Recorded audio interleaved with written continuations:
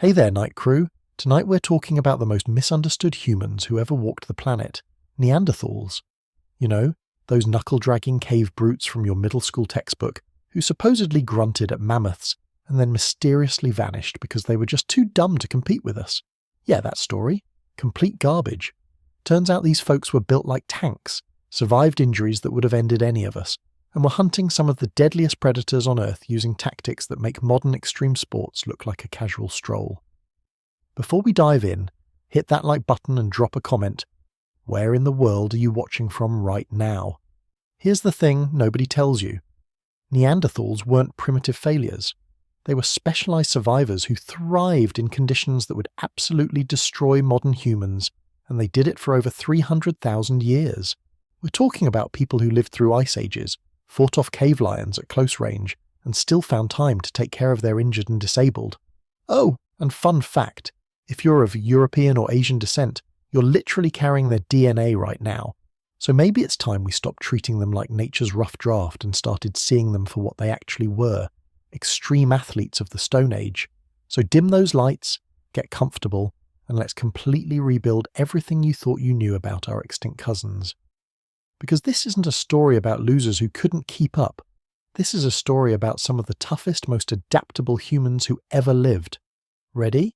Let's get into it.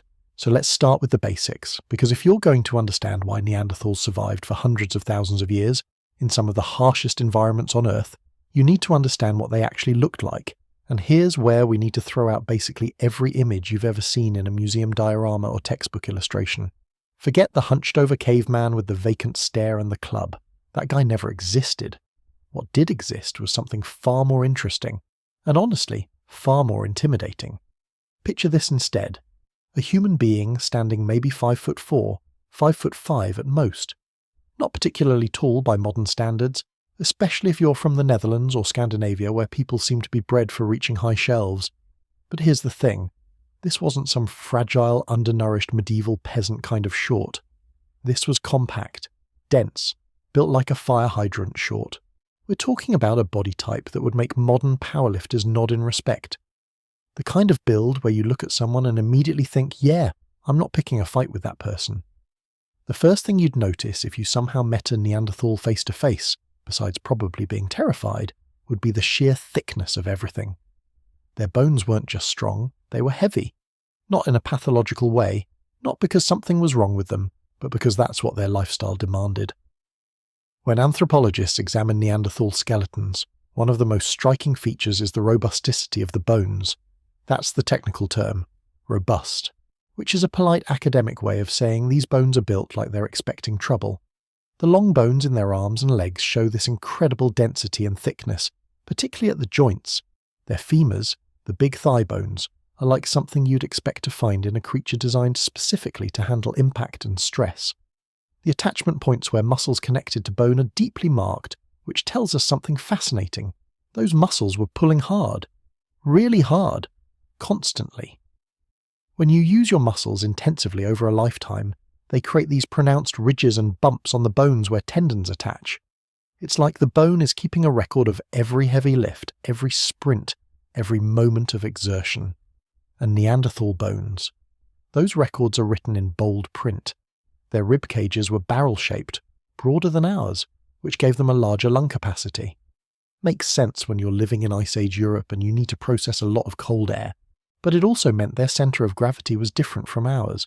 They were built lower, more stable. If you've ever watched rugby players or wrestlers, you know that body type. Hard to knock over, harder to push around. In a world where you might need to hold your ground against a charging animal, or maintain your footing on icy terrain, that's not just useful, it's potentially life-saving. Now, let's talk about the skull, because this is where things get really interesting.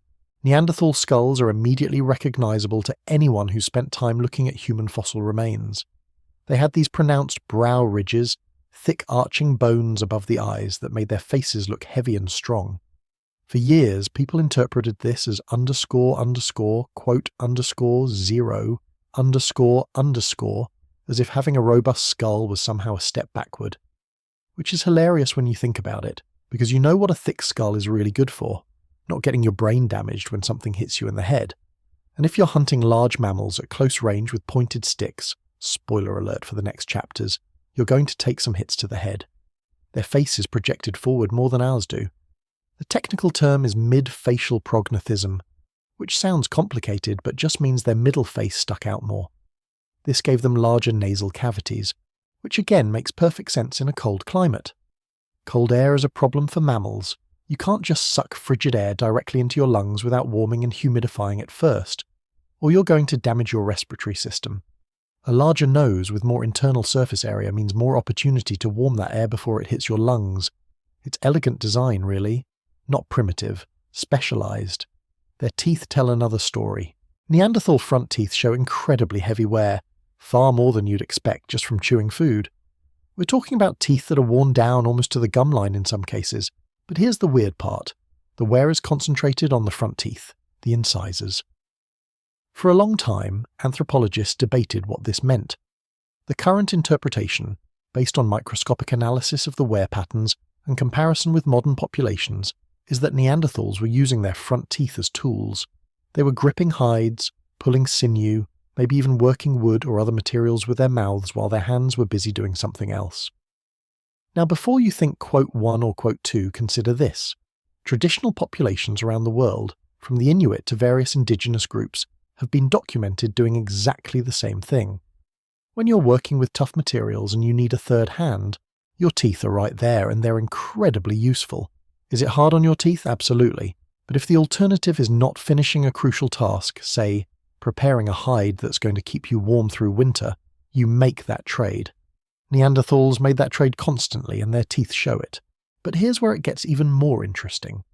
Genetic studies of Neanderthal DNA, and yes, we have that now, which still blows my mind, reveal some fascinating adaptations at the molecular level. Researchers have identified genes associated with skin, hair, and nail structure that differ between Neanderthals and modern humans. Specifically, Neanderthals seem to have had genetic variants that would have produced thicker, more robust keratinous tissues. Keratin is the protein that makes up your outer layer of skin, your hair, and your nails. Think about what that means practically.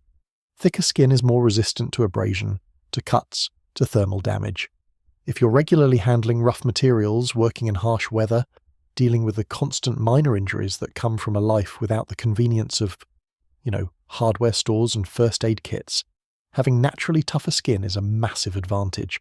It's like wearing a built-in layer of work gloves all the time.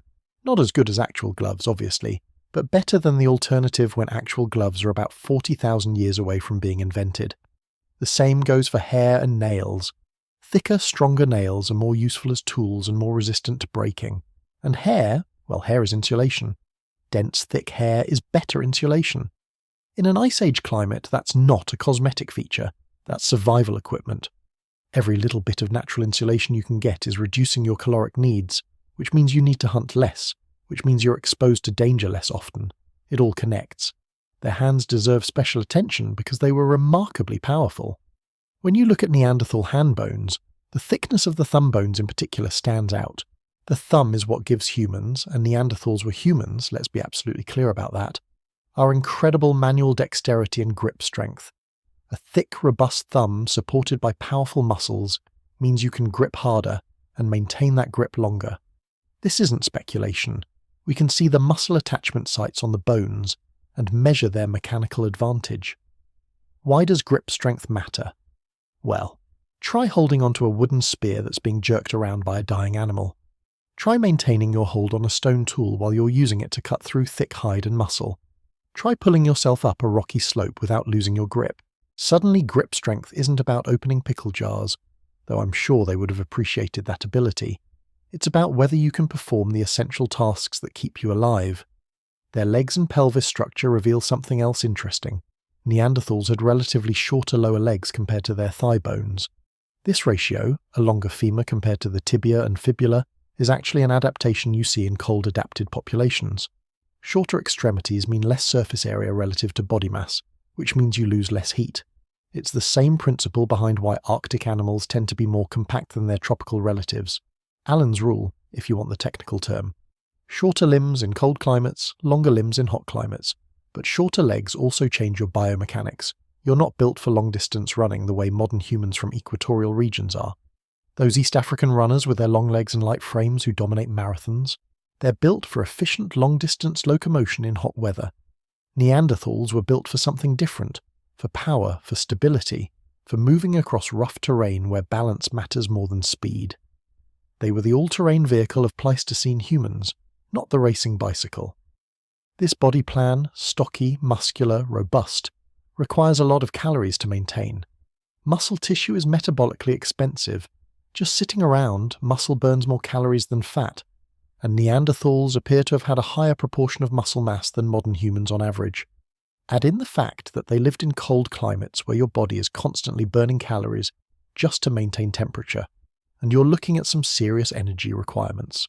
Estimates vary, but some researchers suggest Neanderthals might have needed somewhere between 3,000 to 5,000 calories per day, depending on activity level and environmental conditions. For context, a modern adult male doing moderate activity typically needs around 2,500 calories, so Neanderthals needed substantially more fuel, which meant they needed to be really good at acquiring food, which they were, as we'll get into, but it's worth noting that their body plan committed them to a high-energy lifestyle. No slacking off for these folks. You either brought in the calories or you didn't survive, not exactly the kind of pressure that rewards laziness. The spine and back musculature of Neanderthals also show adaptations for heavy work. The vertebrae are thick and the attachment points for the erector spinae muscles, the big muscles that run along your spine and keep you upright, are very pronounced.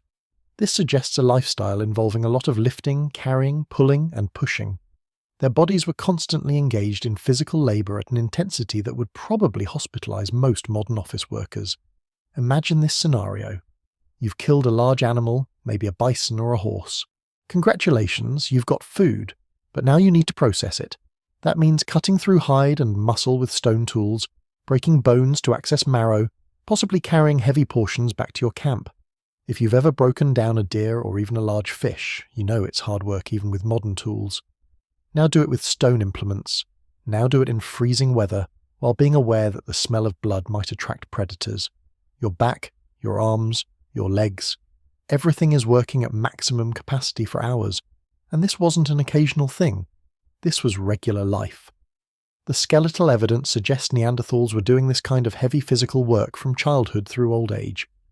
By the time a Neanderthal reached adulthood, they would have had decades of conditioning that would make modern athletes jealous. We're not talking about going to the gym 3 times a week. We're talking about all day, every day, your entire life is intensive physical activity.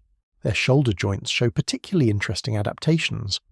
The shoulder is a complex joint that sacrifices stability for range of motion. It's relatively easy to dislocate a shoulder compared to, say, a hip, because the socket is shallow and the arm needs to be able to move in many directions. But Neanderthal shoulder joints show reinforcement in the areas that would stabilize the joint during overhead throwing or thrusting motions. This makes sense when your primary weapon is a spear that you're either throwing or jabbing with. The reinforcement isn't random, it's specifically in the areas that would experience stress during these particular movements. This tells us that from a young age, Neanderthals were repeatedly performing these actions, and their bodies were adapting to the stress. It's the same principle as a tennis player developing a stronger arm on their dominant side, but taken to an extreme. This was their profession, practiced from childhood, and their skeletons literally shaped themselves around the demands of that profession. Let's talk about the pelvis for a moment, because this is where we get into some really interesting debates in paleoanthropology. Neanderthal pelvises are distinctively shaped, and for years there was a debate about whether this affected childbirth. Some researchers argued that Neanderthal women would have had more difficult births because of pelvic shape. More recent analyses suggest this probably wasn't the case. Neanderthal babies likely had similarly sized heads to modern human babies relative to body size, and the pelvic opening was adequate. But what the pelvic shape does tell us is something about locomotion and stability. The wider, more robust pelvis provided a stronger platform for the massive leg muscles Neanderthals possessed. It also lowered their centre of gravity even further, making them incredibly stable. Try to knock over someone with that build and you're going to have a hard time. In hand-to-hand combat, in maintaining footing on unstable ground, in absorbing impact. All of these scenarios favour the stocky, low centre of gravity build. The ankle and foot bones show their own story. Neanderthal feet were robust and broad, built for stability rather than speed. The heel bones are thick, capable of absorbing repeated impact. If you've ever hiked long distances over rough terrain, you know how much your feet take a beating.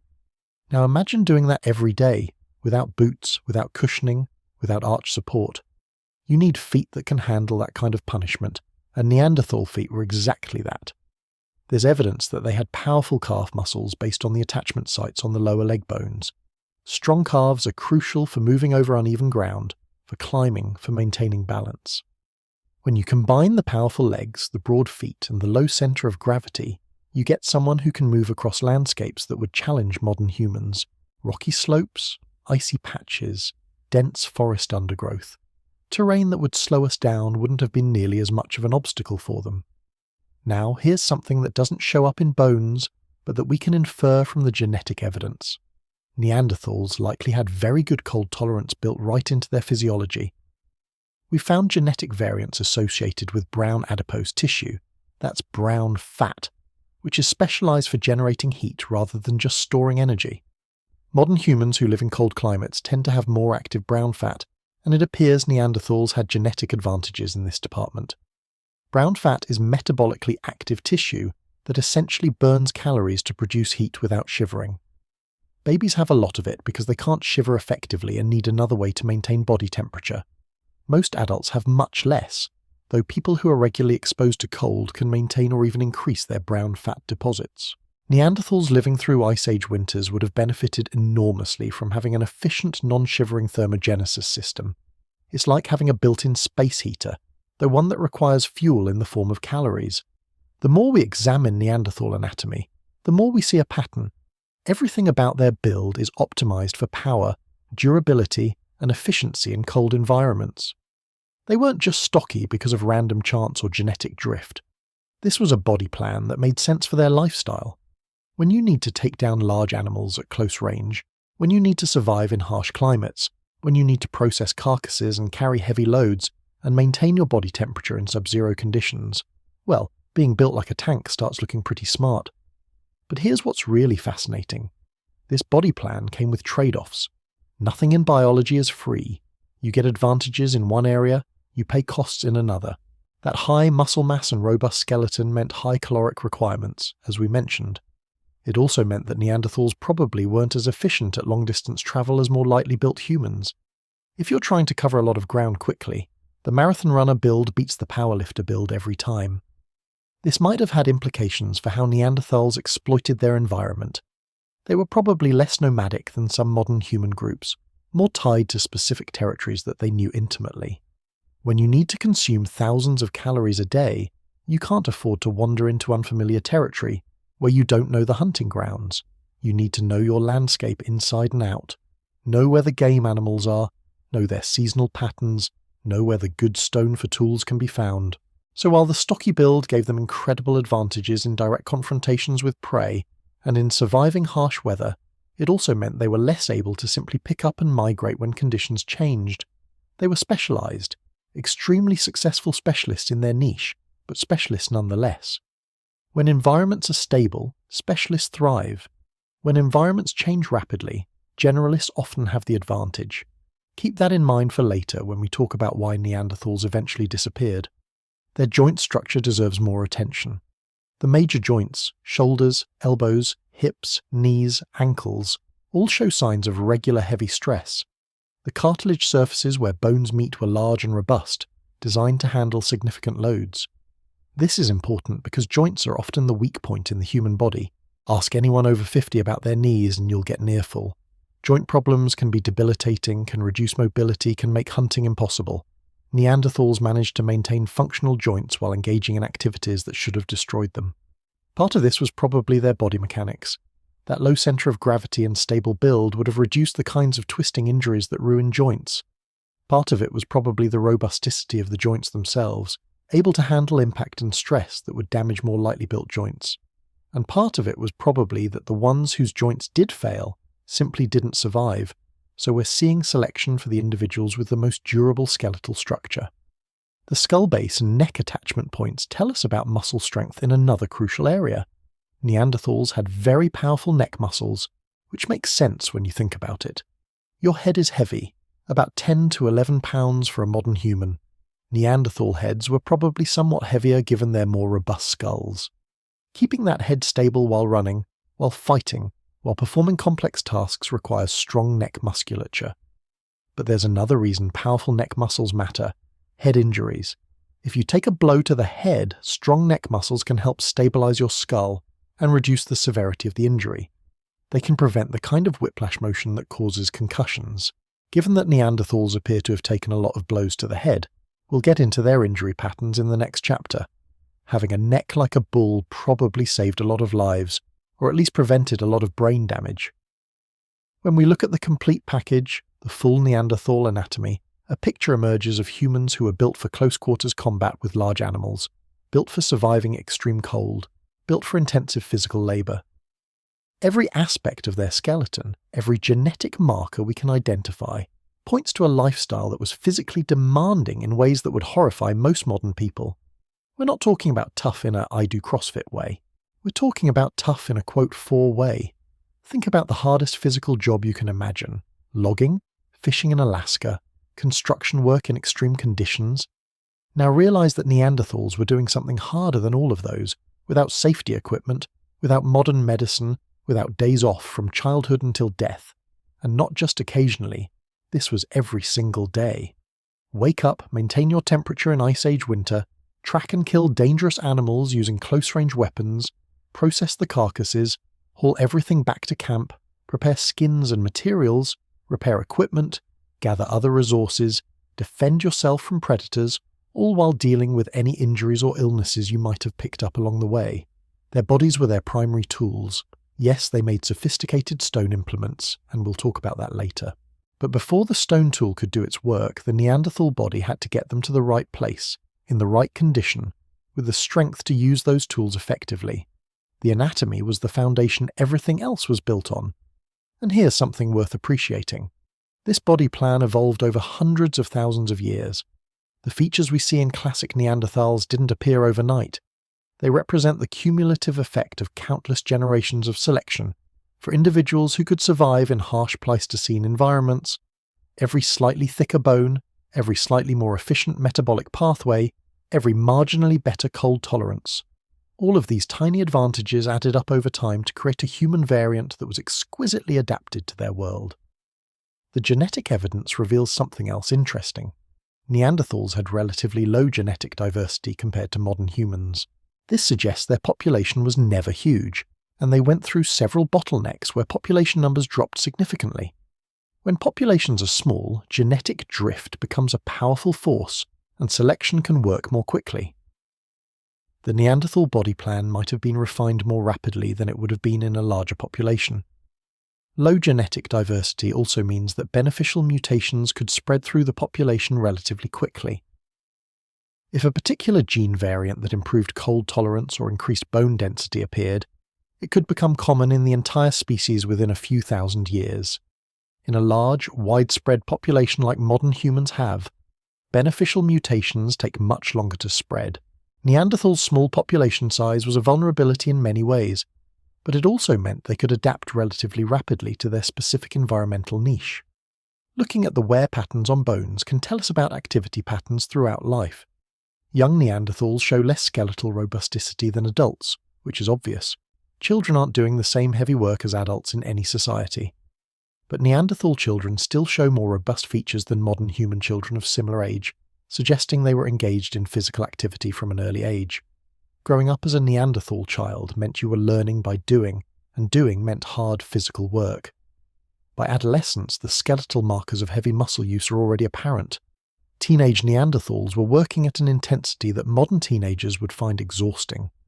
And this intensity continued through adulthood and into old age. We have Neanderthal remains of individuals who lived into their 40s and even 50s, which was quite old for the time, and they show continued signs of heavy physical activity right up until death. There was no retirement, no slowing down, no "I'm too old for this." You worked until you couldn't work anymore. The sexual dimorphism in Neanderthals, that is, the differences between males and females, was present but not extreme. Neanderthal males were larger and more robust than females, but the females were still incredibly robust by modern standards. This suggests that while there might have been some division of labour by sex, Both males and females were engaged in physically demanding activities. Neanderthal women weren't sitting around camp doing light work while the men did everything. Everyone was working hard. This makes sense when you think about survival in harsh environments. You can't afford to have half your population sitting idle. Everyone needs to contribute. Women were probably involved in the hunt, in processing carcasses, in carrying materials, in all the demanding tasks that survival required. The skeletal evidence certainly suggests they were doing heavy physical work throughout their lives. One more fascinating detail: dental calculus. That's the hardened plaque that builds up on teeth. Normally we think of it as something to be scraped off during dental cleanings, but for archaeologists it's a goldmine of information. Preserved in that calculus are microscopic traces of what people ate, what materials they put in their mouths, even what diseases they suffered from. Neanderthal dental calculus has revealed traces of plant materials, indicating they were eating more vegetables than the pure meat-eater stereotype suggests, but it's also revealed something else: traces of smoke and particulates. This suggests Neanderthals were spending a lot of time around fires, which seems obvious but is actually important confirmation. Fire means warmth, cooking, light at night. But fire smoke also means respiratory irritation, especially in enclosed spaces like caves. The fact that Neanderthal dental calculus shows evidence of smoke exposure suggests they were using fire regularly and extensively.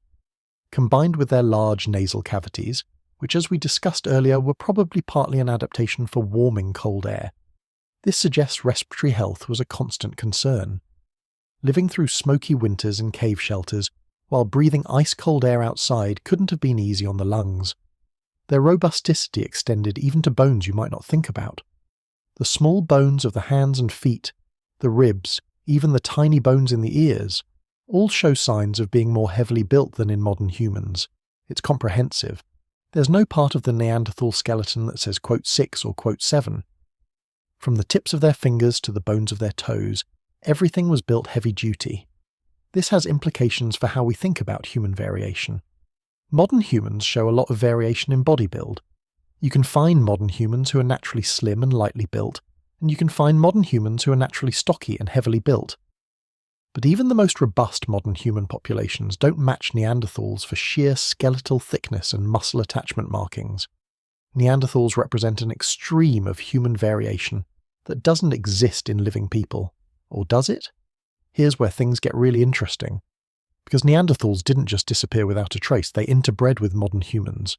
If you're of European or Asian descent, you carry between 1 and 4% Neanderthal DNA. Some of that DNA is in genes that affect skin and hair. We already talked about the genes for thicker keratin production, but some of it might affect other aspects of physiology. There's ongoing research into whether any Neanderthal genetic variants affect modern human muscularity, bone density, or cold tolerance. It's complicated because genes don't work in isolation. It's not like there's one __quote _8 _ gene that you either have or don't have. But it's possible that some of the genetic advantages Neanderthals possessed are still around in the modern human gene pool, still helping people survive in harsh climates or maintain strong skeletons. What's clear is that the Neanderthal body plan worked. It worked for over 300,000 years across a huge geographic range. From Western Europe to Central Asia, from relatively temperate climates to the harsh conditions near glacial margins, Neanderthals survived and thrived. Their anatomy was a huge part of that success. But anatomy alone isn't enough. You can have the perfect body for hunting and surviving in cold climates, but if you don't have the behavior and intelligence to make use of that body, you're not going to make it.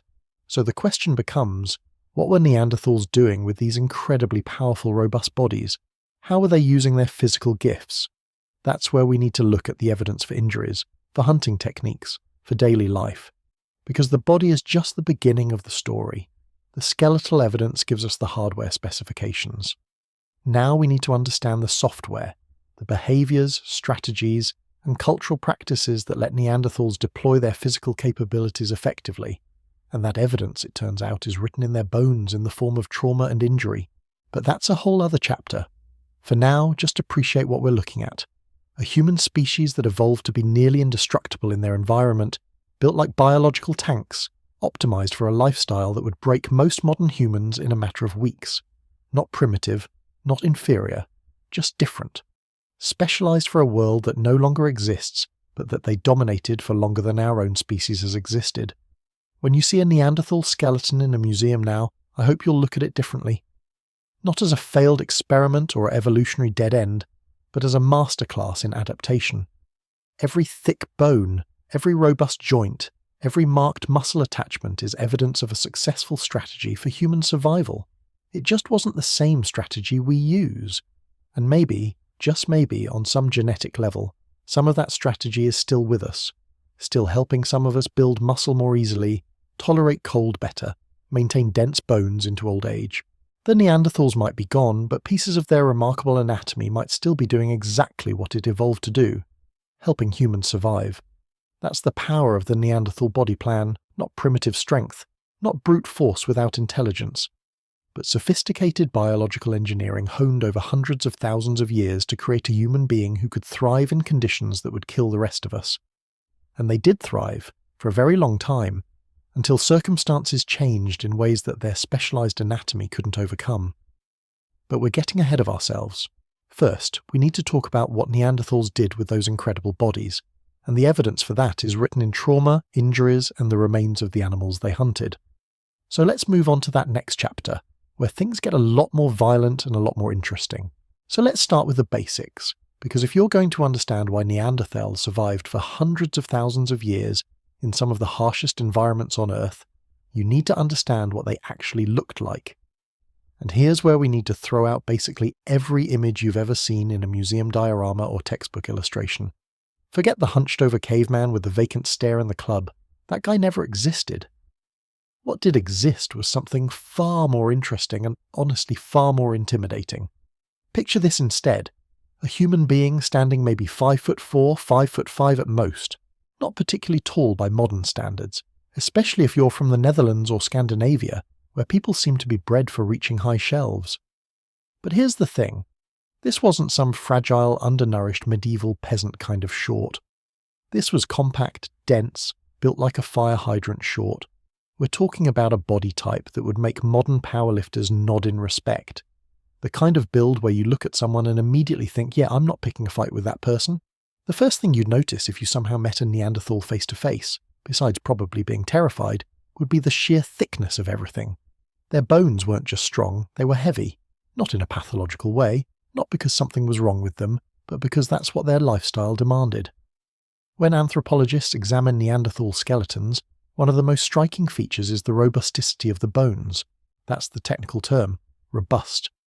Which is a polite academic way of saying these bones are built like they're expecting trouble. The long bones in their arms and legs show this incredible density and thickness, particularly at the joints. Their femurs, the big thigh bones, are like something you'd expect to find in a creature designed specifically to handle impact and stress. The attachment points where muscles connected to bone are deeply marked, which tells us something fascinating. Those muscles were pulling hard. Really hard. Constantly. When you use your muscles intensively over a lifetime, they create these pronounced ridges and bumps on the bones where tendons attach. It's like the bone is keeping a record of every heavy lift, every sprint, every moment of exertion. And Neanderthal bones? Those records are written in bold print. Their rib cages were barrel-shaped, broader than ours, which gave them a larger lung capacity. Makes sense when you're living in Ice Age Europe and you need to process a lot of cold air, but it also meant their centre of gravity was different from ours. They were built lower, more stable. If you've ever watched rugby players or wrestlers, you know that body type. Hard to knock over, harder to push around. In a world where you might need to hold your ground against a charging animal or maintain your footing on icy terrain, that's not just useful, it's potentially life-saving. Now let's talk about the skull, because this is where things get really interesting. Neanderthal skulls are immediately recognizable to anyone who's spent time looking at human fossil remains. They had these pronounced brow ridges, thick arching bones above the eyes that made their faces look heavy and strong. For years, people interpreted this as primitive, as if having a robust skull was somehow a step backward, which is hilarious when you think about it, because you know what a thick skull is really good for. Not getting your brain damaged when something hits you in the head. And if you're hunting large mammals at close range with pointed sticks, spoiler alert for the next chapters, you're going to take some hits to the head. Their faces projected forward more than ours do. The technical term is mid-facial prognathism, which sounds complicated but just means their middle face stuck out more. This gave them larger nasal cavities, which again makes perfect sense in a cold climate. Cold air is a problem for mammals. You can't just suck frigid air directly into your lungs without warming and humidifying it first, or you're going to damage your respiratory system. A larger nose with more internal surface area means more opportunity to warm that air before it hits your lungs. It's elegant design, really. Not primitive, specialized. Their teeth tell another story. Neanderthal front teeth show incredibly heavy wear, far more than you'd expect just from chewing food. We're talking about teeth that are worn down almost to the gum line in some cases, but here's the weird part. The wear is concentrated on the front teeth, the incisors. For a long time, anthropologists debated what this meant. The current interpretation, based on microscopic analysis of the wear patterns and comparison with modern populations, is that Neanderthals were using their front teeth as tools. They were gripping hides, pulling sinew, maybe even working wood or other materials with their mouths while their hands were busy doing something else. Now, before you think, well, that's gross, or that's primitive, consider this. Traditional populations around the world, from the Inuit to various indigenous groups, have been documented doing exactly the same thing.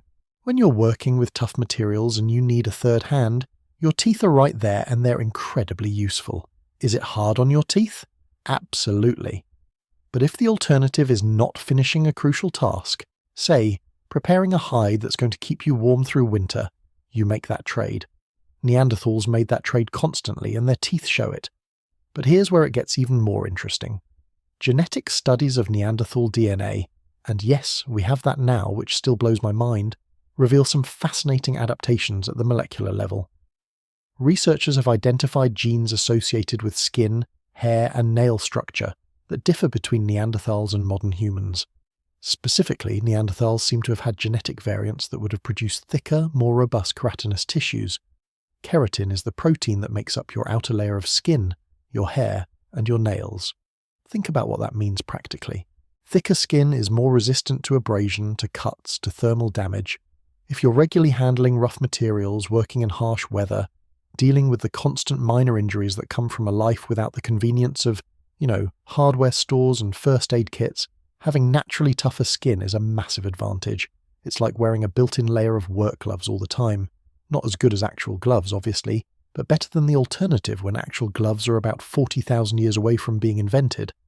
The same goes for hair and nails. Thicker, stronger nails are more useful as tools and more resistant to breaking. And hair, well, hair is insulation. Dense, thick hair is better insulation. In an Ice Age climate, that's not a cosmetic feature, that's survival equipment. Every little bit of natural insulation you can get is reducing your caloric needs, which means you need to hunt less, which means you're exposed to danger less often.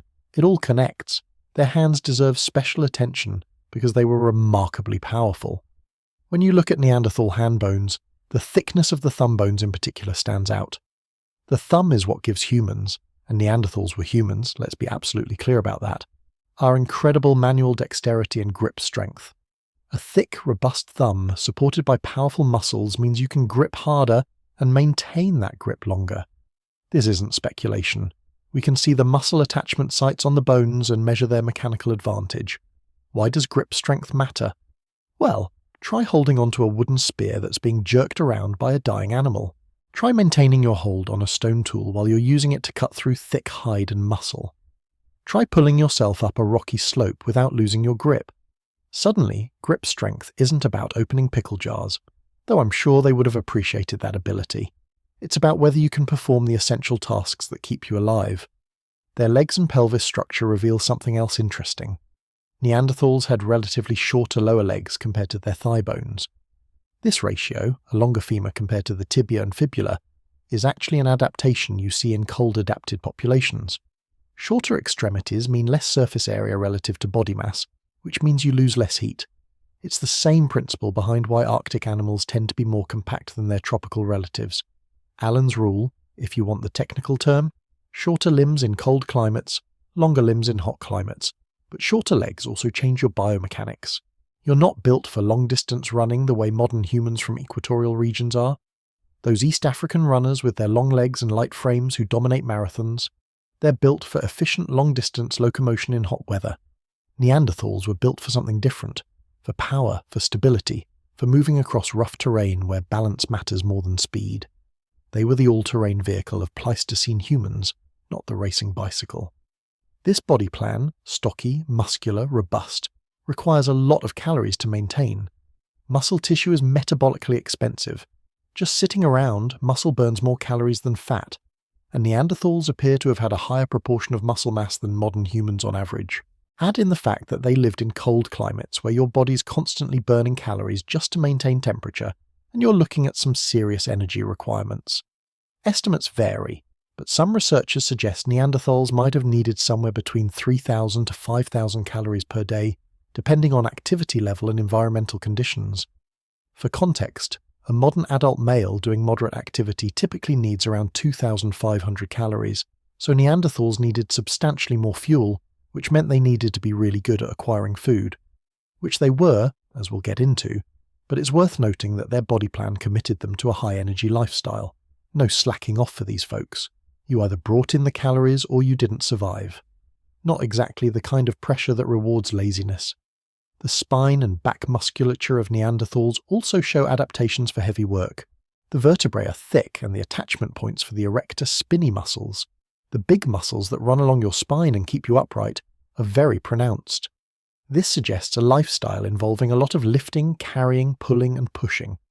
Their bodies were constantly engaged in physical labour at an intensity that would probably hospitalise most modern office workers.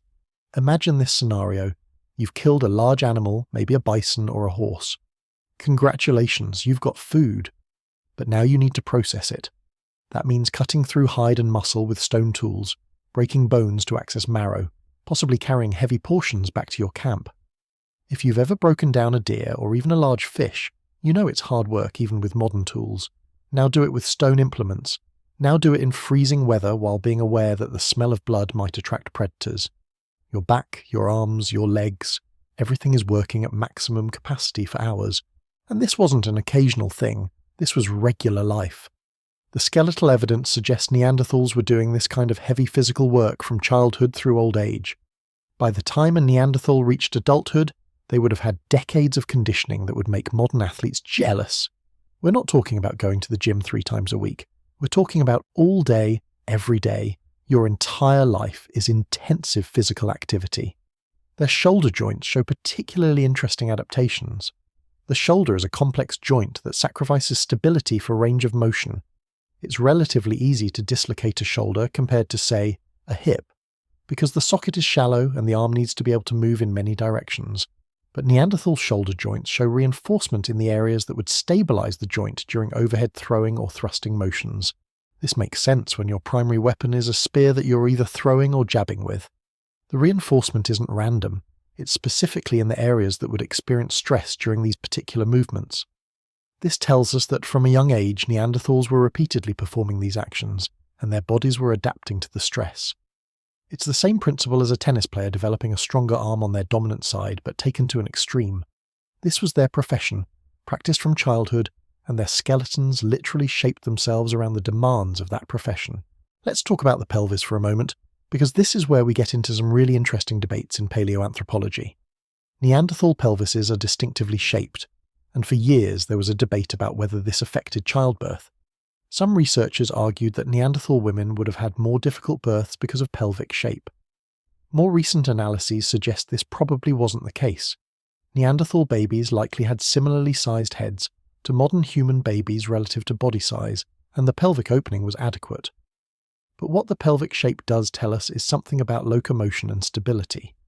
The wider, more robust pelvis provided a stronger platform for the massive leg muscles Neanderthals possessed. It also lowered their centre of gravity even further, making them incredibly stable. Try to knock over someone with that build and you're going to have a hard time. In hand-to-hand combat, in maintaining footing on unstable ground, in absorbing impact, all of these scenarios favour the stocky, low centre of gravity build. The ankle and foot bones show their own story. Neanderthal feet were robust and broad, built for stability rather than speed. The heel bones are thick, capable of absorbing repeated impact. If you've ever hiked long distances over rough terrain, you know how much your feet take a beating. Now imagine doing that every day, without boots, without cushioning, without arch support. You need feet that can handle that kind of punishment, and Neanderthal feet were exactly that. There's evidence that they had powerful calf muscles based on the attachment sites on the lower leg bones. Strong calves are crucial for moving over uneven ground, for climbing, for maintaining balance. When you combine the powerful legs, the broad feet, and the low centre of gravity, you get someone who can move across landscapes that would challenge modern humans. Rocky slopes, icy patches, dense forest undergrowth, terrain that would slow us down wouldn't have been nearly as much of an obstacle for them. Now here's something that doesn't show up in bones, but that we can infer from the genetic evidence. Neanderthals likely had very good cold tolerance built right into their physiology. We found genetic variants associated with brown adipose tissue. That's brown fat, which is specialized for generating heat rather than just storing energy. Modern humans who live in cold climates tend to have more active brown fat, and it appears Neanderthals had genetic advantages in this department. Brown fat is metabolically active tissue that essentially burns calories to produce heat without shivering.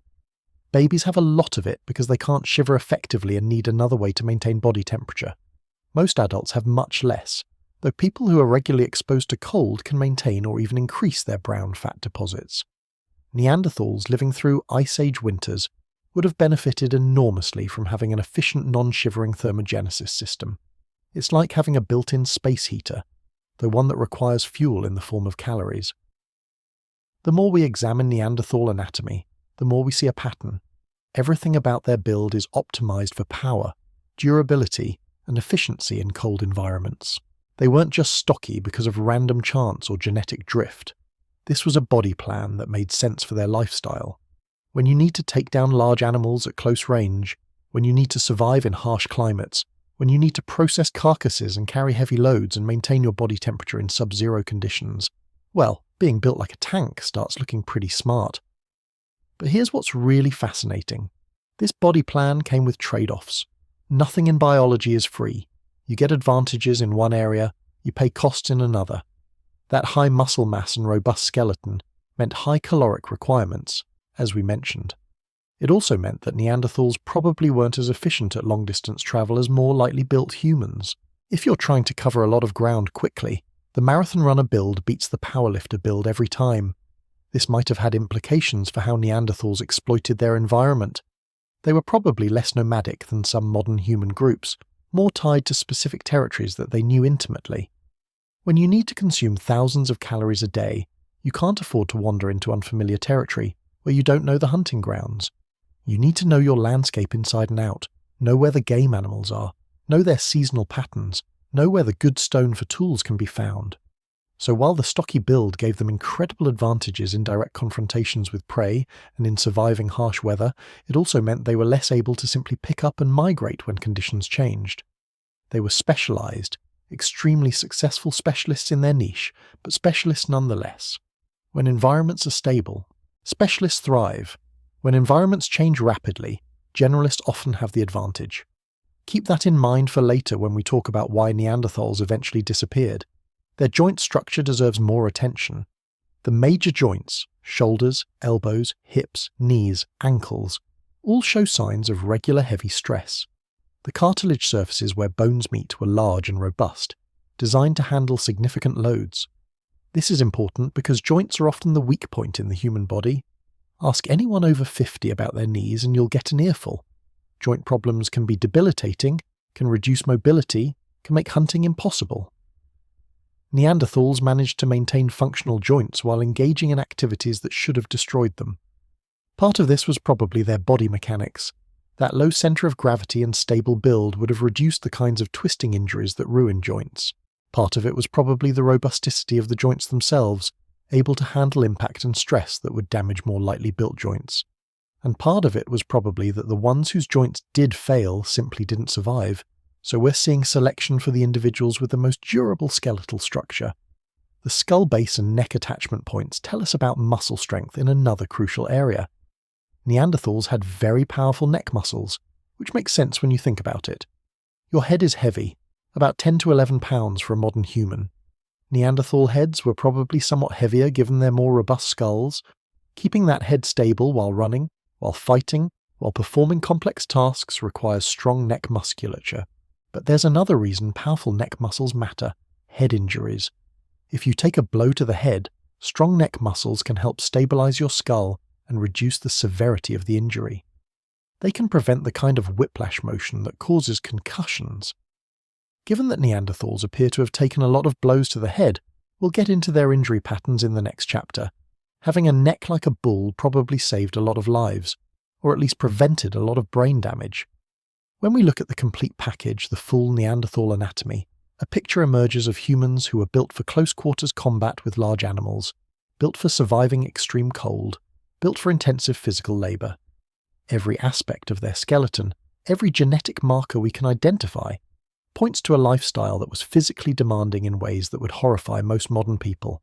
We're not talking about tough in a quote 12 way, we're talking about tough in a my entire existence is survival level physical challenge way. Think about the hardest physical job you can imagine: logging, fishing in Alaska, construction work in extreme conditions.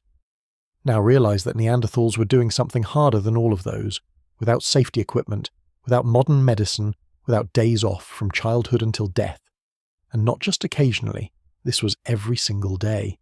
Wake up, maintain your temperature in Ice Age winter, track and kill dangerous animals using close-range weapons, process the carcasses, haul everything back to camp, prepare skins and materials, repair equipment, gather other resources, defend yourself from predators, all while dealing with any injuries or illnesses you might have picked up along the way. Their bodies were their primary tools. Yes, they made sophisticated stone implements, and we'll talk about that later. But before the stone tool could do its work, the Neanderthal body had to get them to the right place, in the right condition, with the strength to use those tools effectively. The anatomy was the foundation everything else was built on. And here's something worth appreciating. This body plan evolved over hundreds of thousands of years. The features we see in classic Neanderthals didn't appear overnight. They represent the cumulative effect of countless generations of selection for individuals who could survive in harsh Pleistocene environments. Every slightly thicker bone, every slightly more efficient metabolic pathway, every marginally better cold tolerance, all of these tiny advantages added up over time to create a human variant that was exquisitely adapted to their world. The genetic evidence reveals something else interesting. Neanderthals had relatively low genetic diversity compared to modern humans. This suggests their population was never huge, and they went through several bottlenecks where population numbers dropped significantly. When populations are small, genetic drift becomes a powerful force, and selection can work more quickly. The Neanderthal body plan might have been refined more rapidly than it would have been in a larger population. Low genetic diversity also means that beneficial mutations could spread through the population relatively quickly. If a particular gene variant that improved cold tolerance or increased bone density appeared, it could become common in the entire species within a few thousand years. In a large, widespread population like modern humans have, beneficial mutations take much longer to spread. Neanderthals' small population size was a vulnerability in many ways, but it also meant they could adapt relatively rapidly to their specific environmental niche. Looking at the wear patterns on bones can tell us about activity patterns throughout life. Young Neanderthals show less skeletal robusticity than adults, which is obvious. Children aren't doing the same heavy work as adults in any society. But Neanderthal children still show more robust features than modern human children of similar age, suggesting they were engaged in physical activity from an early age. Growing up as a Neanderthal child meant you were learning by doing, and doing meant hard physical work. By adolescence, the skeletal markers of heavy muscle use are already apparent. Teenage Neanderthals were working at an intensity that modern teenagers would find exhausting, and this intensity continued through adulthood and into old age. We have Neanderthal remains of individuals who lived into their 40s and even 50s, which was quite old for the time, and they show continued signs of heavy physical activity right up until death. There was no retirement, no slowing down, no __quote _14 you worked until you couldn't work anymore. The sexual dimorphism in Neanderthals, that is the differences between males and females, was present but not extreme. Neanderthal males were larger and more robust than females, but the females were still incredibly robust by modern standards. This suggests that while there might have been some division of labour by sex, both males and females were engaged in physically demanding activities. Neanderthal women weren't sitting around camp doing light work while the men did everything. Everyone was working hard. This makes sense when you think about survival in harsh environments. You can't afford to have half your population sitting idle. Everyone needs to contribute. Women were probably involved in the hunt, in processing carcasses, in carrying materials, in all the demanding tasks that survival required. The skeletal evidence certainly suggests they were doing heavy physical work throughout their lives. One more fascinating detail: dental calculus. That's the hardened plaque that builds up on teeth. Normally we think of it as something to be scraped off during dental cleanings, but for archaeologists it's a goldmine of information. Preserved in that calculus are microscopic traces of what people ate, what materials they put in their mouths, even what diseases they suffered from. Neanderthal dental calculus has revealed traces of plant materials, indicating they were eating more vegetables than the pure meat-eater stereotype suggests. But it's also revealed something else: traces of smoke and particulates. This suggests Neanderthals were spending a lot of time around fires, which seems obvious but is actually important confirmation. Fire means warmth, cooking, light at night. But fire smoke also means respiratory irritation, especially in enclosed spaces like caves. The fact that Neanderthal dental calculus shows evidence of smoke exposure suggests they were using fire regularly and extensively. Combined with their large nasal cavities, which as we discussed earlier were probably partly an adaptation for warming cold air, this suggests respiratory health was a constant concern. Living through smoky winters in cave shelters while breathing ice-cold air outside couldn't have been easy on the lungs. Their robusticity extended even to bones you might not think about. The small bones of the hands and feet, the ribs, even the tiny bones in the ears, all show signs of being more heavily built than in modern humans. It's comprehensive. There's no part of the Neanderthal skeleton that says delicate or fragile. From the tips of their fingers to the bones of their toes, everything was built heavy-duty. This has implications for how we think about human variation. Modern humans show a lot of variation in body build. You can find modern humans who are naturally slim and lightly built, and you can find modern humans who are naturally stocky and heavily built. But even the most robust modern human populations don't match Neanderthals for sheer skeletal thickness and muscle attachment markings. Neanderthals represent an extreme of human variation that doesn't exist in living people. Or does it? Here's where things get really interesting, because Neanderthals didn't just disappear without a trace. They interbred with modern humans. If you're of European or Asian descent, you carry between 1 and 4% Neanderthal DNA. Some of that DNA is in genes that affect skin and hair. We already talked about the genes for thicker keratin production. But some of it might affect other aspects of physiology. There's ongoing research into whether any Neanderthal genetic variants affect modern human muscularity, bone density, or cold tolerance. It's complicated because genes don't work in isolation. It's not like there's one strong bones gene that you either have or don't have. But it's possible that some of the genetic advantages Neanderthals possessed are still around in the modern human gene pool, still helping people survive in harsh climates or maintain strong skeletons. What's clear is that the Neanderthal body plan worked. It worked for over 300,000 years across a huge geographic range. From Western Europe to Central Asia, from relatively temperate climates to the harsh conditions near glacial margins, Neanderthals survived and thrived. Their anatomy was a huge part of that success. But anatomy alone isn't enough. You can have the perfect body for hunting and surviving in cold climates, but if you don't have the behavior and intelligence to make use of that body, you're not going to make it. So the question becomes, what were Neanderthals doing with these incredibly powerful, robust bodies? How were they using their physical gifts? That's where we need to look at the evidence for injuries, for hunting techniques, for daily life. Because the body is just the beginning of the story. The skeletal evidence gives us the hardware specifications. Now, we need to understand the software, the behaviors, strategies, and cultural practices that let Neanderthals deploy their physical capabilities effectively. And that evidence, it turns out, is written in their bones, in the form of trauma and injury. But that's a whole other chapter. For now, just appreciate what we're looking at. A human species that evolved to be nearly indestructible in their environment, built like biological tanks, optimized for a lifestyle that would break most modern humans in a matter of weeks. Not primitive, not inferior, just different. Specialized for a world that no longer exists, but that they dominated for longer than our own species has existed.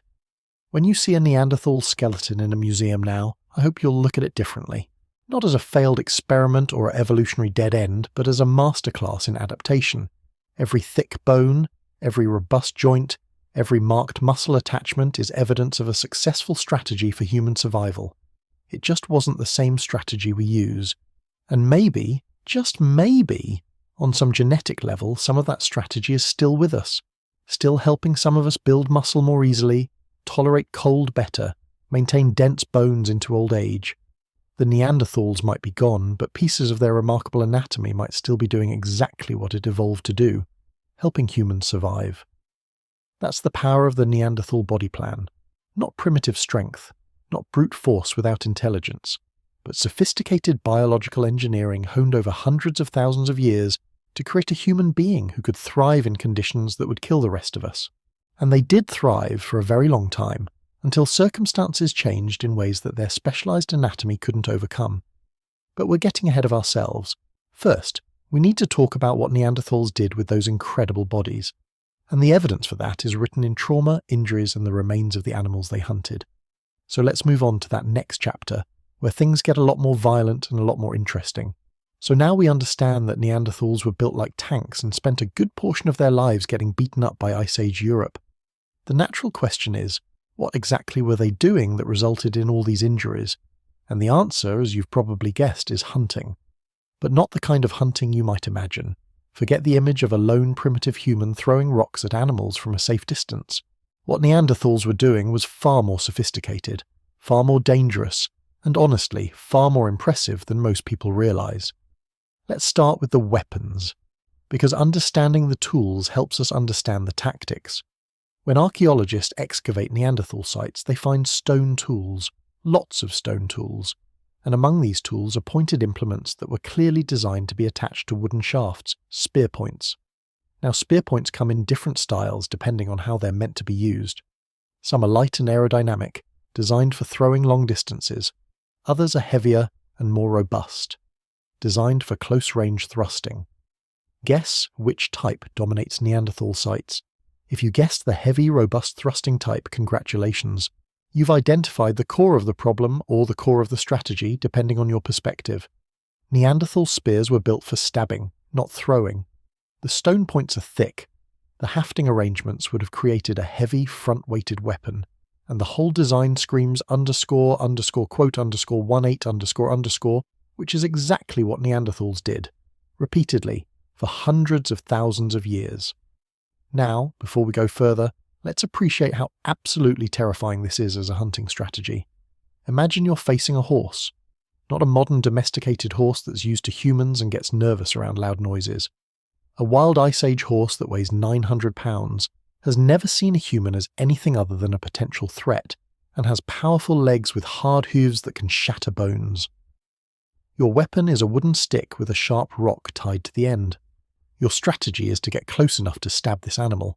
The animal does not want to be stabbed, and will do everything in its power to prevent that from happening, including kicking you in the face. Good luck. Have fun. Try not to die.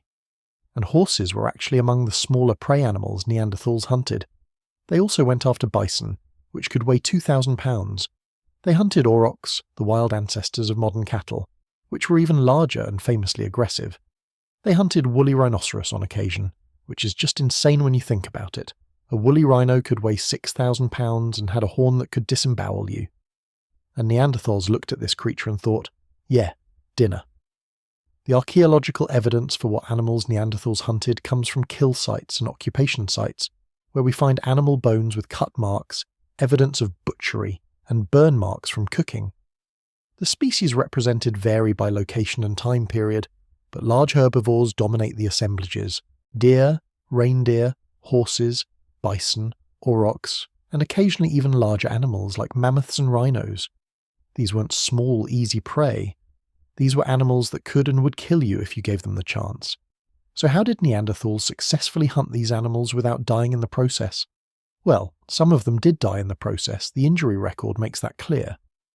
But enough of them survived often enough to keep the population going, which means they had effective strategies, and those strategies required two things: getting close without getting killed, and working together as a coordinated team. Let's talk about the getting close part first. If you're hunting with thrusting spears, you need to be within a few feet of the animal to use your weapon effectively. This is extremely difficult because large herbivores have excellent senses. They can hear you coming, they can smell you from hundreds of yards away, they can see movement, and once they detect a threat, their first instinct is to run, and their second instinct, if running isn't an option, is to fight. You can't just walk up to a wild bison and expect it to politely stand still while you stab it. So Neanderthals needed to use stealth, terrain, and tactics to close the distance. One common strategy, based on the archaeological evidence and comparison with modern hunter-gatherers, was probably the ambush. You identify a location where animals regularly pass, a game trail, a water source, a narrow valley, and you wait there. You position yourself downwind so the animals can't smell you. You stay hidden until the animals are close enough that you can rush them before they can escape. Then you attack quickly and hope your spear finds something vital before the animal can retaliate. This requires patience, which is not a trait we typically associate with primitive humans, but patience is absolutely essential for ambush hunting. You might wait hours or even days for the right opportunity. You can't fidget, you can't make noise, you can't move around and give away your position. You have to be able to sit absolutely still while cold and uncomfortable, and probably hungry, waiting for animals that might or might not show up. And then, when they finally do appear, you have to explode into action with perfect timing and coordination. It's mentally and physically demanding in ways that don't leave archaeological traces but were absolutely crucial to success. Another strategy that appears in the evidence is the drive or chase. This involves multiple hunters working together to push prey animals toward a predetermined location where they can be killed more easily. The classic example is driving animals toward a cliff or steep slope. Animals are faster than humans over short distances, but they're not great at thinking ahead. If you can panic them into running in a specific direction, you can sometimes drive them over a cliff edge before they realize the danger. The animals either die from the fall or are injured enough that hunters can finish them off safely. Cliff drive sites have been identified across Europe, places where we find concentrated deposits of animal bones at the base of cliffs, often with evidence of human butchery. These sites represent successful drives where multiple animals were killed at once, providing a huge windfall of meat, hide, bone, and other resources. But pulling off a successful drive requires coordination among multiple hunters. You need people positioned to start the stampede, people positioned along the route to keep the animals moving in the right direction, and people waiting at the kill site to finish off any animals that survive the fall. This is teamwork at a level that requires planning and communication. You can't just show up and improvise this. Everyone needs to know their role, understand the timing, and execute their part correctly, or the whole thing falls apart. The animals escape, you get nothing, and you've wasted time and energy. Even worse, if the coordination breaks down during the drive, hunters can get caught in the stampede and trampled. Coordination wasn't just important for success, it was important for survival. But not all hunting could rely on cliff drives or perfect ambush locations. Sometimes you just needed to track an animal, catch up to it, and bring it down in open terrain. This is where group tactics become even more critical. A single Neanderthal with a thrusting spear against a healthy adult bison is not a fair fight. The bison wins that matchup most of the time, but a group of Neanderthals working together changes the equation dramatically. Picture this scenario. You've been tracking a bison for hours. It's starting to tire, but it's still dangerous. Your group of hunters, let's say 5 or 6 individuals, approaches carefully. You spread out to surround the animal, cutting off escape routes. One hunter moves in to draw the animal's attention, dodging when it charges or strikes. While it's focused on that hunter, another moves in from a different angle and thrusts a spear into its side. The animal turns to face this new threat, and a third hunter takes advantage of the opening. It's like a deadly dance where everyone needs to know the steps and no one can afford to miss their cue. This kind of cooperative hunting requires trust. You need to trust that your fellow hunters will do their part, because if they don't, you're the one who's going to get gored or trampled. You need to be able to predict what others will do, to respond to changing situations without verbal communication, because you can't exactly hold a committee meeting while an angry bison is charging at you, and to stay coordinated under extreme stress. These aren't skills you're born with. These are skills you learn through practice, starting from childhood. Neanderthal children probably learned hunting skills gradually, starting with small game and working up to the dangerous stuff. You'd learn to track animals, to read signs, to move quietly. You'd learn to make and maintain spears, to judge distances, to understand animal behavior. You'd participate in hunts in support roles before graduating to active roles. By the time you were an adult, you'd have years of experience working with the same people, understanding their strengths and weaknesses, knowing who could be trusted to hold their position and who might panic under pressure. This accumulated knowledge and experience is what made cooperative hunting possible. The injury patterns we discussed in the last chapter start to make more sense when you understand the hunting tactics, those facial fractures. That's what happens when you're close enough to an animal to stab it and it swings its head or lashes out with a hoof. Those arm fractures, that's what happens when you raise your arm to deflect a blow from a hoof or antler. Those bite marks from predators, that's what happens when you're competing with carnivores for resources and sometimes the competition gets physical. All of these injuries are consistent with close-quarters hunting of dangerous animals using cooperative tactics. But there's another element to consider: opportunity. Neanderthals weren't always hunting healthy prime-age animals. Sometimes they were targeting the young, the old, the sick, or the injured, animals that couldn't defend themselves as effectively. This is smart hunting. Why risk a fight with a healthy adult bison when there's a juvenile nearby that's easier to kill?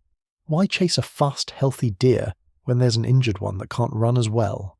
The evidence suggests Neanderthals were opportunistic in the best sense of the word. They took advantage of situations that presented themselves. If they found an animal trapped in mud or snow, unable to escape, they killed it. If they found a sick animal separated from the herd, they took it. If environmental conditions like drought or harsh winter concentrated animals in specific areas, they exploited those concentrations. This kind of opportunism requires awareness and flexibility. You need to be constantly assessing your environment and ready to pivot your plans when opportunities arise. Natural traps were particularly valuable. A bog or marsh where animals could get stuck, a narrow ravine with steep sides, a frozen lake where animals might break through the ice.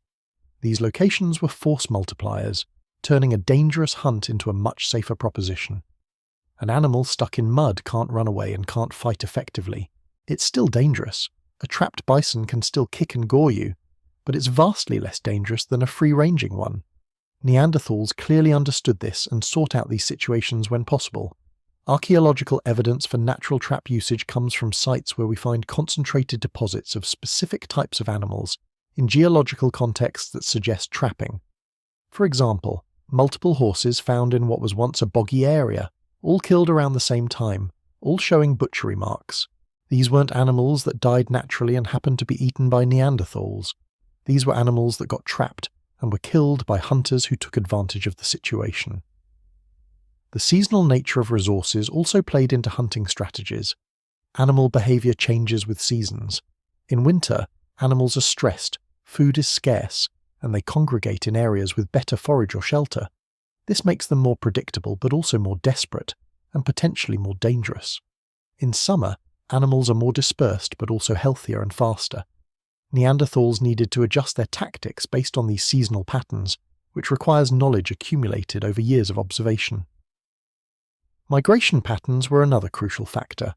Many Ice Age herbivores migrated seasonally, following the availability of food. Reindeer, for example, migrate long distances between summer and winter ranges.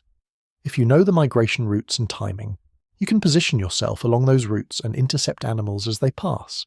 This is less work than actively tracking animals, but it requires extensive knowledge of the landscape and animal behavior. You need to know when the migration will happen, which routes the animals will take, and where the best interception points are located. Some archaeological sites show evidence of repeated occupation during specific seasons, suggesting Neanderthals were returning to the same locations year after year to exploit seasonal resources. This implies not just knowledge, but tradition, the passing down of information across generations. Your parents and grandparents teach you where to go, and when, and you teach your children, and the knowledge accumulates over centuries. This is cultural transmission, and it's a hallmark of sophisticated human behavior. The spacing of hunters during a coordinated hunt would have been critical. Too far apart and you can't support each other effectively. Too close together and you risk multiple people getting caught by a single defensive move from the prey. Finding the right spacing requires practice and adjustment based on the specific situation, the terrain, the animal, the number of hunters available. This is tactical thinking, the kind of spatial reasoning that requires intelligence and experience. Communication during hunts was probably a mix of prearranged signals, body language, and maybe some vocalizations, though you'd want to be quiet most of the time to avoid spooking prey. Hand signals, specific movements, even the direction someone is looking, all of these can convey information without sound. Modern persistence hunters in various cultures use these kinds of non-verbal cues, and Neanderthals probably did something similar. The ability to communicate complex information quickly and quietly is another skill that requires practice and shared understanding. Now let's talk about what happens after you've successfully brought down an animal, because the work isn't done when the animal dies. In fact, in some ways, it's just beginning. You've got a large carcass that needs to be processed quickly before it spoils or attracts scavengers. This means butchering, cutting through tough hide, separating meat from bone, extracting valuable organs, collecting useful materials like sinew and bladders. All of this requires tools, skill, and often multiple people working together. The stone tools Neanderthals made were sophisticated and specific to different tasks. You've got cutting tools for slicing through meat and hide. You've got scraping tools for cleaning hides and working leather. You've got heavy-duty choppers for breaking through joints and bone. The variety of tool types found at Neanderthal sites indicates they understood that different tasks require different tools. This is exactly what you'd expect from experienced hunters who process animals regularly. Butchery marks on animal bones tell us a lot about processing techniques. The location of cut marks shows where Neanderthals were cutting, disarticulating joints, removing meat, filleting along bones. The pattern of these marks is consistent with thorough, efficient processing by people who knew what they were doing. These weren't clumsy beginners hacking randomly at a carcass. These were skilled butchers who understood anatomy and how to extract maximum value from an animal. Some cut marks are located in places that indicate Neanderthals were removing muscle groups that modern butchers target. The same valuable cuts we still prefer today. The shoulder, the hindquarters, the backstrap. Neanderthals knew which parts of the animal had the most and best meat, and they prioritized those areas. They also processed areas that require more work but yield valuable materials, like the skull for brains and the feet for marrow and tendons. Nothing was wasted if it could be used. The transport of animal parts back to camp is another logistical challenge. A whole bison can weigh a ton or more. You cannot carry that. You need to either process it where it died and carry back the useful parts, or you need to move your camp to the kill site temporarily. The archaeological evidence suggests Neanderthals did both depending on circumstances. Sometimes we find kill sites with minimal processing, just the prime cuts removed, the rest left behind. Sometimes we find kill sites with extensive processing, suggesting people stayed there for a while to thoroughly utilize the carcass. The decision about whether to bring meat to camp or bring camp to meat would depend on multiple factors. How far is the kill from your current camp? How much meat is there? What's the weather like? Can you preserve the meat, or will it spoil quickly? Are there threats nearby that make staying at the kill site dangerous? These are complex decisions that require weighing multiple factors and making judgments based on experience. Carrying heavy loads over rough terrain is exhausting work that would have been shared among the group. Everyone who could carry did carry. You'd need to balance loads, take breaks, maintain awareness of your surroundings in case predators were attracted by the smell of blood and meat.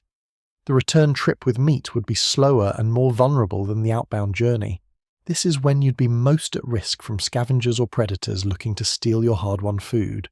Preservation of meat was a concern, especially in warmer seasons. In winter, freezing temperatures provide natural refrigeration, but in summer or fall, meat spoils quickly. Neanderthals probably used some combination of immediate consumption, drying, and smoking to extend the usability of meat. We have evidence of fire use at Neanderthal sites, and controlling fire suggests the capability to smoke meat for preservation. Thin strips of meat hung near a smoky fire will dry and preserve much better than fresh meat left exposed to air and insects. The distribution of meat within the group is another social dimension of hunting. Someone who participated in the hunt would expect a share of the meat, that's obvious. But what about individuals who couldn't hunt? The injured, the young, the very old? The evidence of healed, serious injuries tells us these people were being fed and cared for, which means meat was shared beyond just the hunters. This requires social rules and norms about distribution. Anthropologists call these __quote _21__, and every human society has some version of them. For Neanderthals, sharing would have been essential for maintaining group cohesion. If only successful hunters ate well and everyone else starved, the group would fall apart. People wouldn't cooperate, wouldn't help each other, wouldn't support the group, but if successful hunts meant everyone ate, then everyone had incentive to contribute however they could. Hunters hunted. Others maintained camp, processed hides, made tools, cared for children, prepared food. Everyone contributed, everyone benefited, and the group stayed strong. The weapons themselves required maintenance and replacement. Stone spear points break, wear down, or get lost during hunts. Wooden shafts crack, warp, or break. Lashing that holds the point to the shaft loosens or fails. Someone needed to constantly maintain and remake hunting equipment, and this was skilled work that took time. The better your tools, the more effective your hunts, so quality control mattered. A spear point that breaks on impact instead of penetrating could mean the difference between a successful hunt and a dangerous failure. Making stone tools is harder than it looks.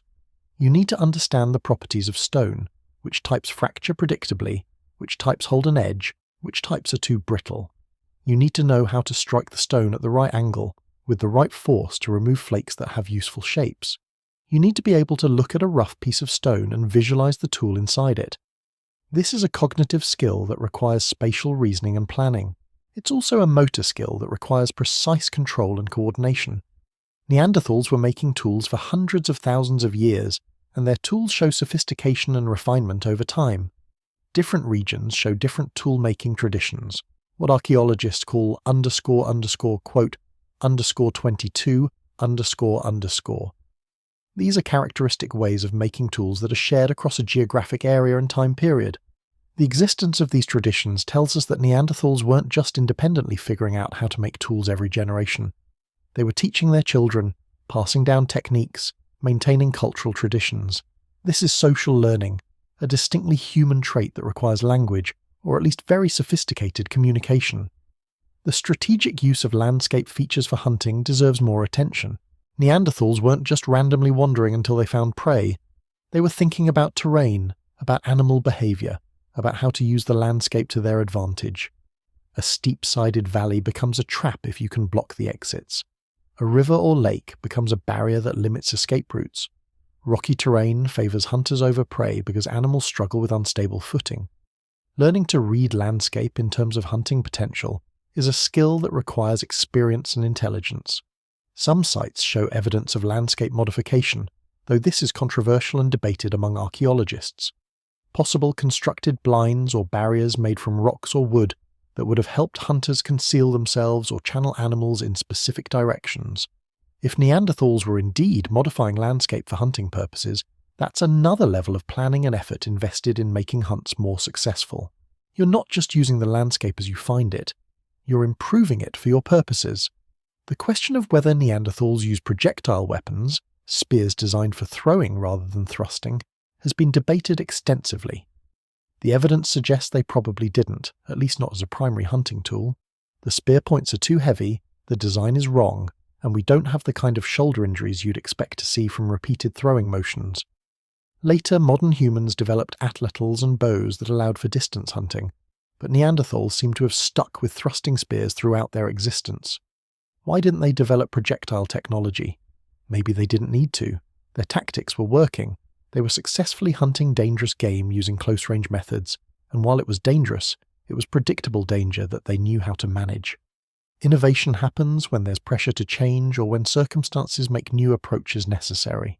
Neanderthals were successful enough with their existing methods that there wasn't overwhelming pressure to innovate, at least not in this particular area.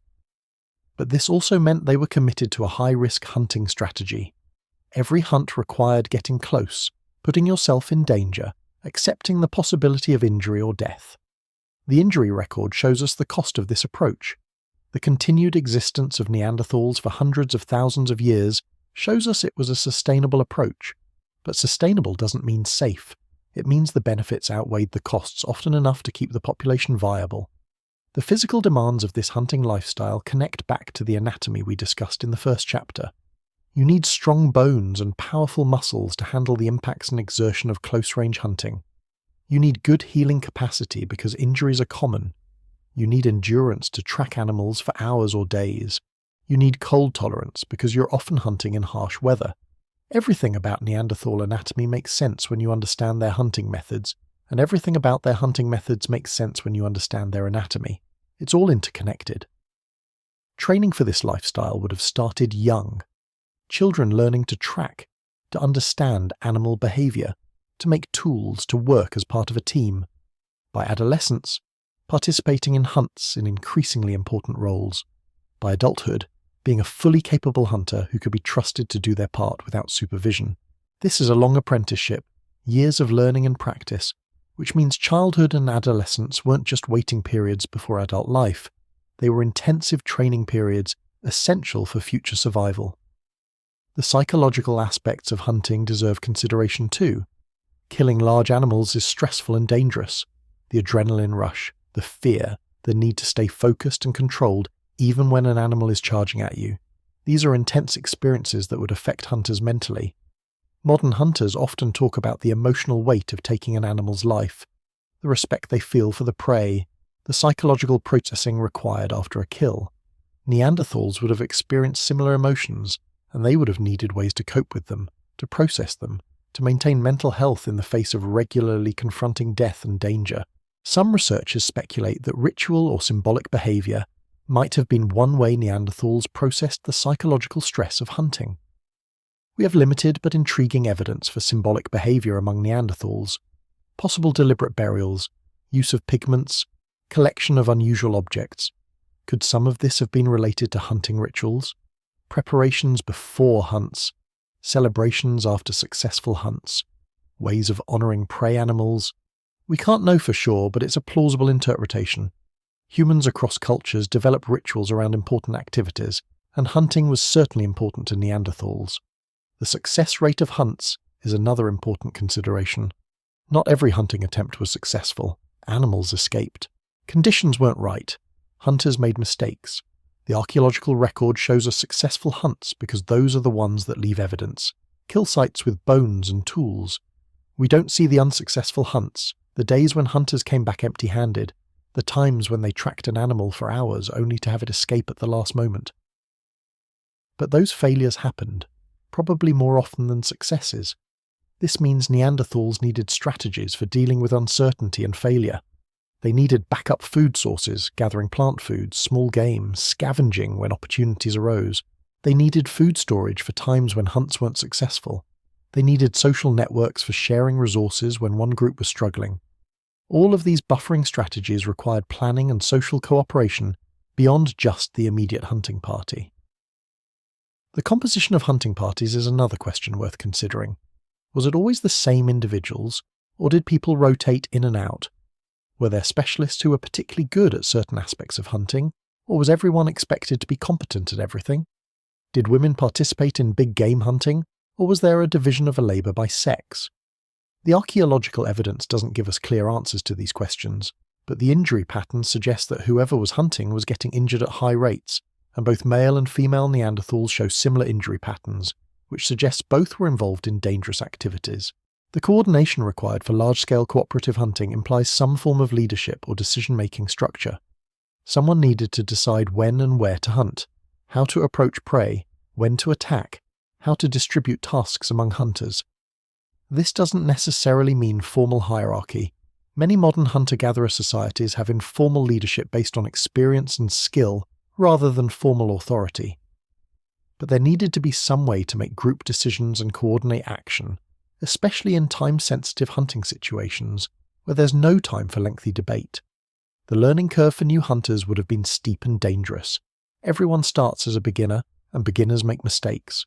Some of those mistakes would result in injuries or deaths. The high injury rate among Neanderthals might partly reflect this learning process. Young hunters getting caught in bad positions, misjudging animal behaviour, hesitating at crucial moments. Experience would reduce these mistakes over time, but there's no way to become an experienced hunter without first being an inexperienced one. The group had to accept these costs as part of training the next generation. The importance of local knowledge cannot be overstated. Every landscape is different. The animals behave differently in different terrain.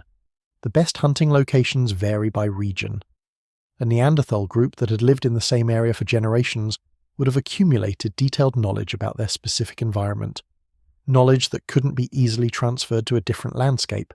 This ties Neanderthals to specific territories. Moving to a new area meant losing that accumulated local knowledge and having to build it from scratch, which would be risky and difficult. This territorial attachment has implications for how Neanderthal populations were structured, small groups occupying specific territories, maybe interacting with neighbouring groups but generally staying within familiar areas. The low genetic diversity we see in Neanderthals suggests small, somewhat isolated populations, which fits with this territorial model. You stay where you know the landscape, where your hunting strategies are proven, where you can reliably find food. Venturing into unknown territory is risky when your survival depends on detailed environmental knowledge. The end result of all these hunting strategies, tactics, and social structures was a population that successfully hunted some of the most dangerous animals in Ice Age Europe for hundreds of thousands of years. They did it without modern weapons, without distance technology, without any of the advantages we take for granted. They did it through cooperation, knowledge, physical capability, and sheer determination. The cost was high. The injuries show us that. But the payoff was survival in an environment that would kill most modern humans within weeks. Understanding Neanderthal hunting helps us understand why they looked the way they did, why they got injured so often, and why they developed the social structures they had. Everything connects back to this fundamental challenge. How do you kill large, dangerous animals with simple weapons without getting killed yourself? The answer is, very carefully, working together, using every advantage you can find, and accepting that sometimes you're going to get hurt anyway. That's the reality Neanderthals lived with every day, and they were extraordinarily good at it for a very long time. So we've established that Neanderthals were hunting large, dangerous animals at close range in Ice Age Europe, which is already impressive enough. But here's where the story gets even more interesting. They weren't just doing this in nice, comfortable lowland environments. They were doing it in some of the most challenging terrain and climate conditions imaginable. We're talking about high-altitude sites, mountain passes, exposed landscapes where the weather could kill you just as easily as a cave lion. And they weren't just passing through these places, they were actively exploiting them, setting up camps, hunting, and apparently thinking quote_23. Let's start with the altitude question, because this is something that genuinely surprised researchers when the evidence started coming together. Neanderthal sites have been found at elevations that would make modern hikers think twice. We're talking 2,000 meters above sea level in some cases. That's over 6,500 feet. At that elevation, the air is noticeably thinner. Temperatures are colder, weather is more extreme, and the terrain is rougher. Modern humans who go to high altitude often experience altitude sickness until they acclimatize. And Neanderthals were apparently just living there, casually, like it was no big deal. Now, to be fair, during some periods of the Ice Age, the tree line was lower than it is today, so what's barren rock now might have had some vegetation then. But even accounting for that, these were harsh environments. The sites aren't just in the foothills or the lower slopes.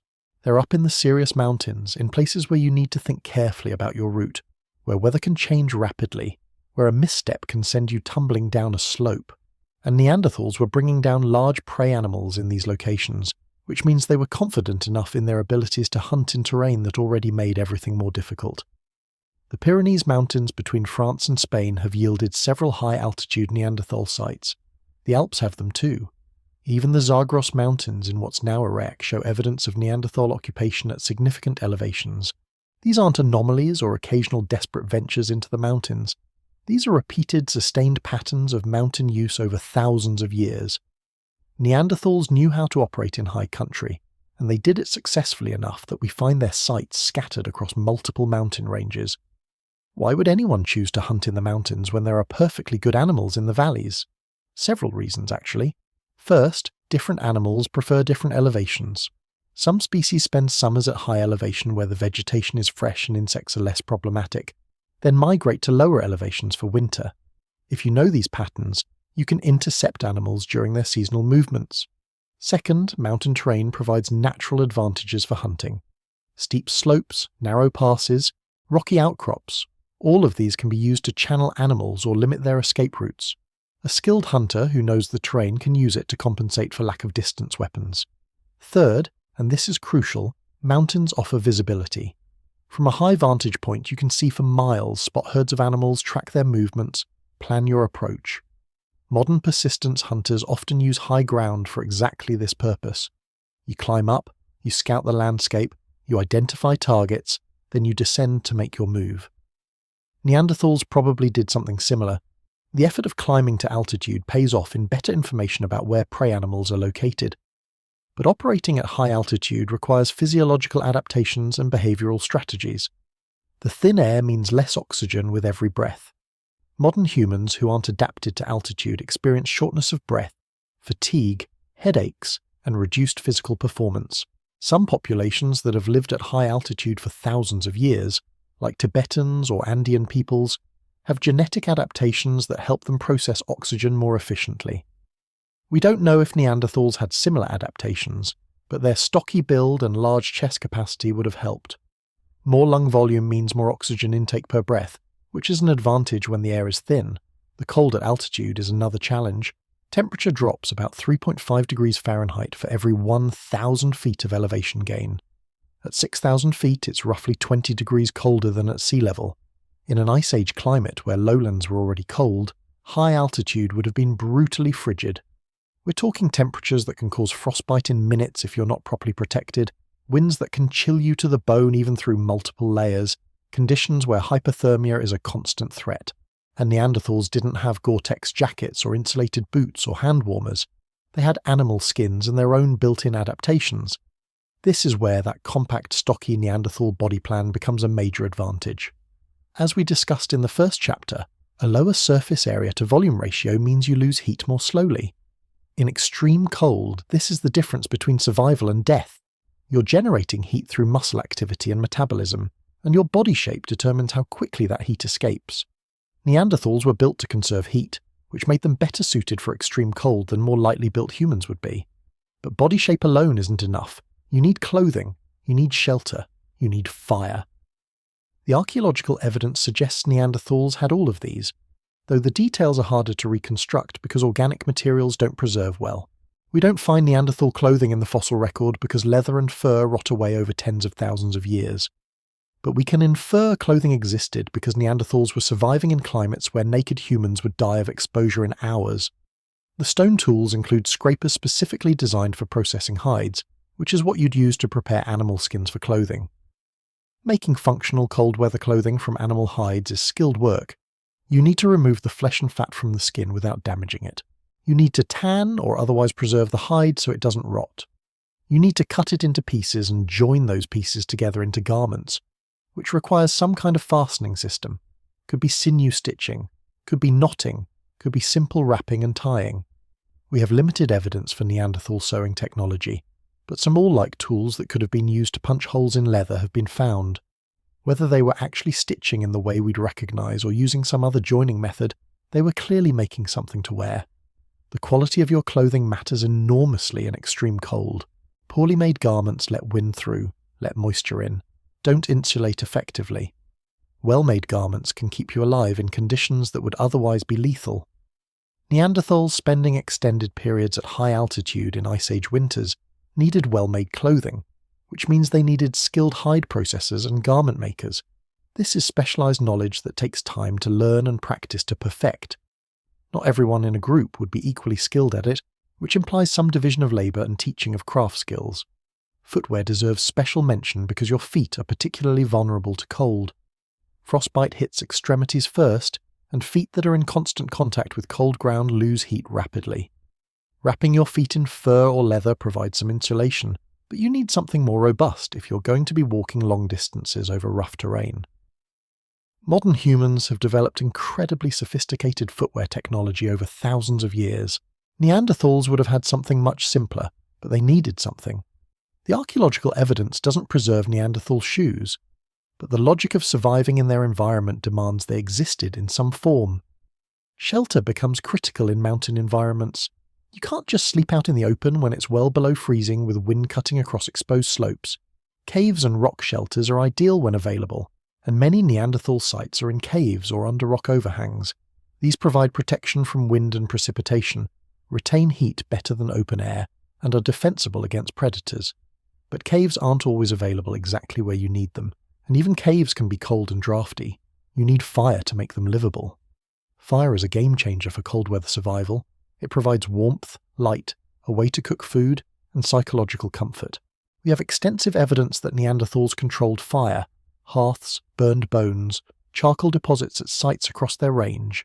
Controlling fire means knowing how to start fires, how to maintain them, what materials burn well, how to manage smoke in enclosed spaces.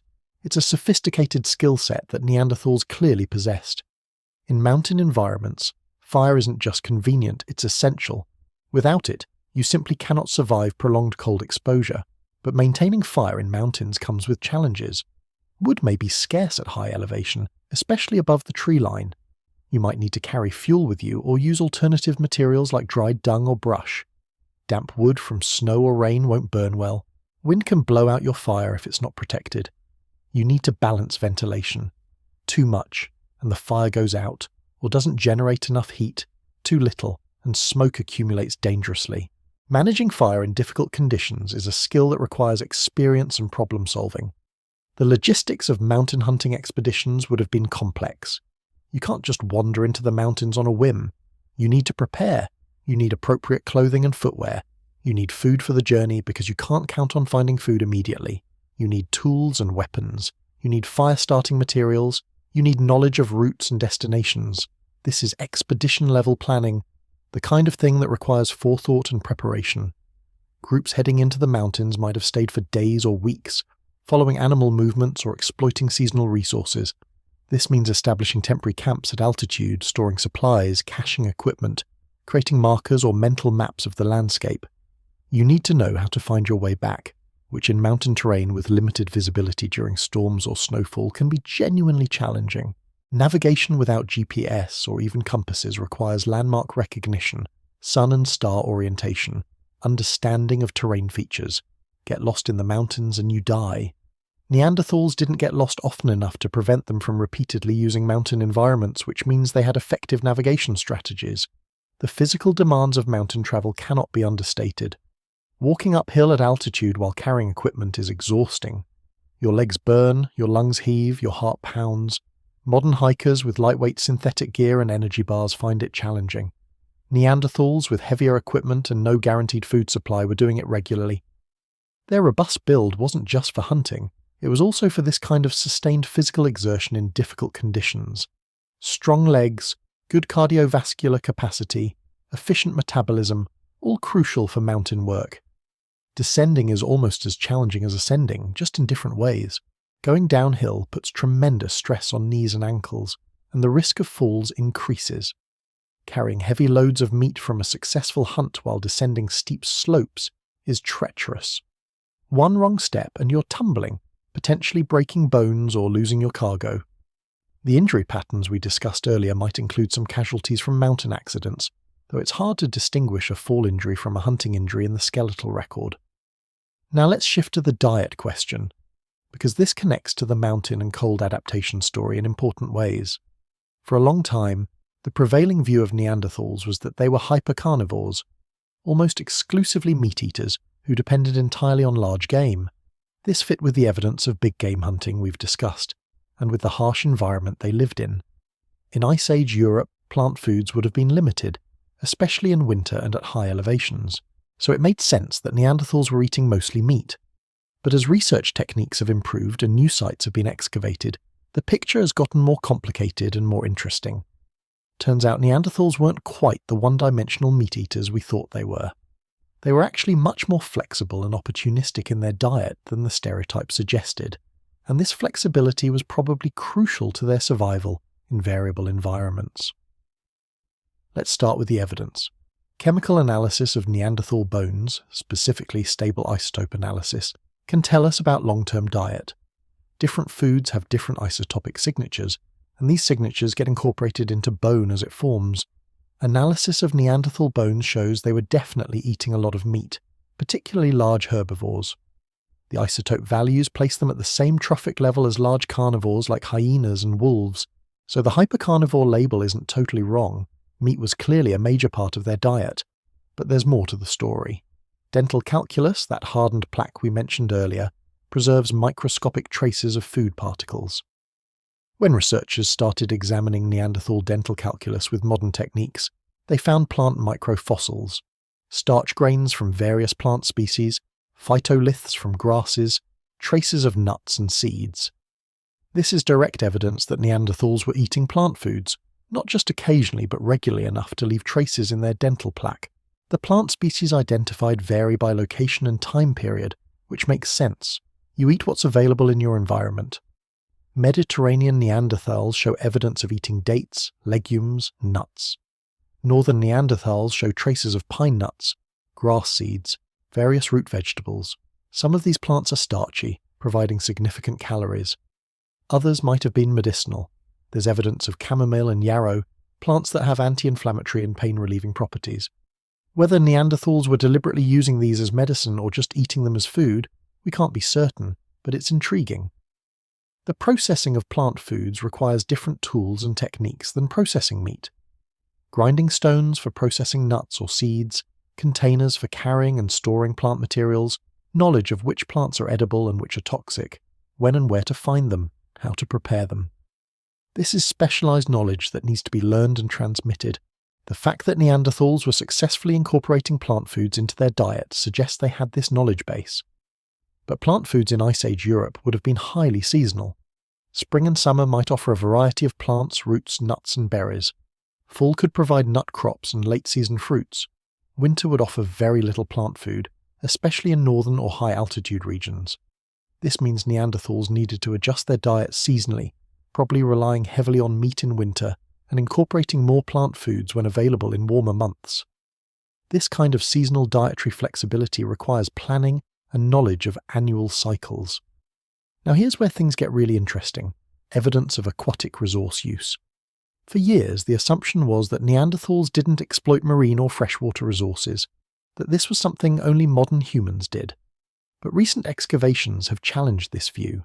We've found Neanderthal sites with fish bones showing cut marks, mollusk shells showing signs of being opened and eaten, even seal bones with butchery evidence at coastal sites. Freshwater fishing would have been less risky and more accessible than marine fishing. Rivers and lakes with fish populations could provide reliable food sources, especially during spawning seasons when fish are concentrated and easier to catch. You don't need sophisticated technology to catch fish. Simple traps, weirs, or even just grabbing them by hand during spawning runs can work. Some Neanderthal sites near rivers show stone tools with polished patterns consistent with working wood, possibly for fish traps or spears. Marine resources are more challenging. Ocean fishing requires different technology and knowledge than freshwater fishing. But coastal Neanderthal sites in places like Gibraltar show evidence of shellfish consumption. Mussels, limpets, clams. Shellfish are relatively easy to collect from rocky shores at low tide. They're nutritious, providing protein and minerals. They don't run away or fight back, which makes them a nice change from hunting megafauna. The evidence suggests Neanderthals at coastal sites were regularly incorporating shellfish into their diet. There's even evidence at some sites of seal or dolphin consumption. These are marine mammals, and while they sometimes come onto land where they could be hunted, catching them would require venturing to the coast and having appropriate strategies. Whether Neanderthals were actively hunting seals or scavenging ones that washed up on beaches is debatable, but either way, they were exploiting these resources when available. Birds are another resource that appears in the archaeological record more often than previously thought. Bird bones with cut marks, burned bird bones in hearths, even evidence of feathers being processed for some purpose. Birds are generally smaller than the large mammals Neanderthals favoured, but they're still valuable, nutritious, often available when other food is scarce, and their feathers could be useful for insulation or decoration. Catching birds requires different strategies than hunting large mammals. Trapping, netting, or catching them at nests would all be possible approaches. Small mammals like rabbits, hares, and rodents show up at some Neanderthal sites. Again, these are much smaller prey than bison or horses, but they're still worth catching when you can. A rabbit might only provide a meal for one person, but it's a meal that didn't require the danger and effort of taking down a large animal. In times when large game was scarce, or when weather conditions made hunting difficult, small game could fill the gap. The variety of animal sizes represented at Neanderthal sites suggests opportunistic hunting, taking whatever was available and worthwhile. Tortoises appear at some Mediterranean Neanderthal sites, and this is actually kind of hilarious when you think about it. Here you have these incredibly tough hunters who are taking down woolly rhinos and fighting cave lions, and they're also apparently grabbing slow-moving tortoises and roasting them. Not exactly heroic, but very practical. Tortoises are easy to catch. The shell protects the meat from burning if you just toss them in the fire, and they're a decent source of protein. It's smart opportunism, and it shows Neanderthals weren't too proud to take advantage of easy calories when they presented themselves. The variability in tool types at different sites also suggests dietary flexibility.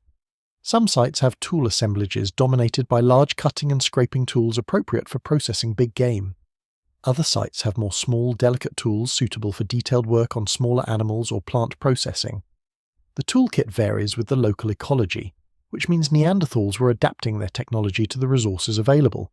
This is exactly what you'd expect from behaviourally flexible hunter-gatherers, not from rigidly specialised carnivores. Regional differences in Neanderthal diet are pronounced. Groups in different areas were eating somewhat different things based on what was locally available. This isn't surprising, but it does tell us that Neanderthals weren't following some single inflexible foraging strategy. They were assessing their local environment and exploiting whatever resources made sense. Southern groups in warmer climates had access to different plants and animals than northern groups.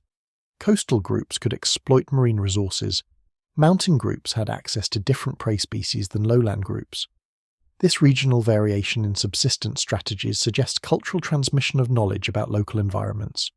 You learn from your group what foods are available, where to find them, how to process them, when they're available seasonally. This knowledge accumulates over generations and becomes a survival asset. A group that's been living in an area for generations knows things that would take an outsider years to figure out. This is why territorial attachment made sense for Neanderthals. Staying in a known environment meant you could exploit it efficiently. Food storage would have been important for surviving seasonal scarcity. In winter, when plant foods are unavailable, and game might be harder to find, having stored food could mean the difference between survival and starvation. Drying meat is the most obvious storage method, and we've already discussed that Neanderthals probably smoked meat for preservation. Storing nuts in a dry location would keep them edible for months. Freezing would provide natural refrigeration in winter, kill an animal, leave portions frozen outside your cave, and you have fresh meat for weeks. The caloric demands of living in cold climates and engaging in intensive physical activity mean Neanderthals needed to be consuming enormous amounts of food when it was available. Modern estimates suggest they might have needed 4,000 to 5,000 calories per day, possibly more during intensive hunting periods or extreme cold. That's roughly double what a modern sedentary adult needs. Consuming that many calories requires eating frequently and taking advantage of every food source available. You can't afford to be picky when you're burning through calories that fast. Fat would have been particularly valuable because it's the most calorically dense macronutrient, 9 calories per gram compared to 4 for protein or carbohydrates. Animal fat from bone marrow, from around organs, from under the skin of large mammals, this would have been highly prized. The archaeological evidence shows Neanderthals were systematically processing bones to extract marrow, sometimes breaking bones that are incredibly dense and difficult to crack. That's a lot of effort for the marrow inside, which tells you how valuable that fat was to them. The seasonality of resources would have shaped Neanderthal movement and planning. Spring might bring migratory animals returning to summer ranges, along with emerging plant foods. Summer would offer the greatest variety and abundance of food. Fall would be crucial for hunting to build up fat reserves and possibly storing food for winter. Winter would be the lean time, depending on stored resources and whatever could be hunted in harsh conditions. Living successfully in this cycle requires planning ahead, anticipating seasonal changes and adjusting behaviour accordingly. The concept of base camps and hunting camps appears in the archaeological record. Some Neanderthal sites show evidence of prolonged occupation with diverse activities: tool-making, hide processing, food preparation, basically everything you'd do at a home base. Other sites are smaller, simpler, with evidence mainly of butchery and tool maintenance. These look like temporary hunting camps used during expeditions. This pattern of movement between base camps and temporary camps is what you'd expect from mobile hunter-gatherers exploiting a seasonal landscape. Cooperation between groups might have occurred during times of resource abundance or scarcity. When a particularly large animal was killed, say a mammoth, that's more meat than one small group can process or consume before it spoils. sharing with neighbouring groups makes sense. Conversely, when one group is struggling due to local food scarcity, receiving help from a neighbouring group that had better luck is mutual insurance. This kind of reciprocal relationship between groups requires social bonds and communication across group boundaries. The evidence of dietary flexibility fundamentally changes how we think about Neanderthal intelligence and adaptability. A hypercarnivore locked into hunting only large game is specialised and potentially vulnerable to environmental changes. A flexible omnivore who can hunt large game when it's available, but also catch fish, collect shellfish, gather plants, and trap small animals is much more resilient. The archaeological evidence suggests Neanderthals were the latter, not the former. They had a primary focus on large game hunting, that's clear, but they had backup strategies and supplementary food sources. This flexibility would have been especially important in marginal environments and during difficult times. Climate fluctuated during the Ice Age. Some periods were extremely cold and dry, with reduced vegetation and stressed animal populations. Other periods were warmer and wetter, with expanding forests and different prey distributions. A population that could adjust its subsistence strategies to changing conditions would be much more likely to survive these fluctuations than a population locked into a single approach. The mountain environments we started this chapter discussing become more understandable in this context. Mountains offer different resources at different elevations. Lower slopes might have forests with nuts and larger game. Mid-elevations might have good hunting in open areas. High elevations might offer summer resources when lowlands are too dry. A group that could move vertically through mountain zones, exploiting different resources at different times, was effectively expanding their resource base without travelling long horizontal distances. This is altitude as a resource axis, and Neanderthals appear to have understood and exploited it. The combination of environmental toughness and dietary flexibility paints a picture of Neanderthals as remarkably adaptable humans who could survive in conditions most modern humans would find intolerable. They weren't rigidly specialised to a single narrow niche. They were broadly adapted to harsh Ice Age environments, with the flexibility to adjust strategies based on local conditions and seasonal changes. That's sophisticated behaviour requiring intelligence, planning, communication, and accumulated cultural knowledge. When we think about Neanderthals operating in high mountain environments in Ice Age winters, hunting everything from mammoths to tortoises, processing plants for food and medicine, fishing in rivers, collecting shellfish at coasts, we're looking at a species with impressive breadth of capabilities. They weren't one-trick ponies. They were skilled at many things, and they deployed those skills strategically based on circumstances. That's not primitive behaviour. That's smart, flexible, adapted human behaviour in a challenging world. The fact that they did all this while also dealing with constant physical trauma, living in social groups that required cooperation and care for the injured, maintaining technological traditions and passing knowledge across generations, well, it's genuinely impressive. These were people operating at a high level of capability across multiple domains simultaneously. The next time you're cold and uncomfortable in modern clothing with access to climate control, food delivery and urgent care clinics, maybe take a moment to appreciate that you are significantly softer than your distant Neanderthal relatives. And that's fine. You don't need to be Neanderthal tough in the modern world, but they absolutely needed to be that tough in theirs, and they were, for hundreds of thousands of years. That deserves respect. Now here's where things get really interesting, and where a lot of outdated assumptions about Neanderthals completely fall apart. For decades, the standard narrative was that Neanderthals were essentially biological automatons. They had one way of doing things, they did it the same way everywhere, and they never changed or innovated. They were portrayed as if someone had programmed them with basic survival routines, and they just ran that same software for 300,000 years without updates or variations. This made them seem primitive, rigid, and frankly kind of boring. One problem: the archaeological evidence doesn't support this narrative at all, not even close. When researchers started looking closely at how different Neanderthal groups processed animal carcasses, they found something fascinating. The groups weren't all doing it the same way, not even groups that lived relatively close to each other geographically. Different populations had different approaches to butchery, different styles of breaking down animals, different patterns of which bones they processed intensively and which they left relatively intact. These aren't random variations. These are systematic differences that show up consistently within specific regions and time periods. In other words, these are cultural traditions. Let's break down what we're actually looking at here. When archaeologists excavate a site where animals were butchered, they don't just collect bones and call it a day. They conduct detailed analyses of every mark on every bone. Cut marks from stone tools leave distinctive patterns. You can tell where someone was cutting, what angle they were cutting at, how deep the blade went. Percussion marks from breaking bones tell you how someone was trying to access marrow, the pattern of which bones are present, which are missing, which are whole, and which are fragmented.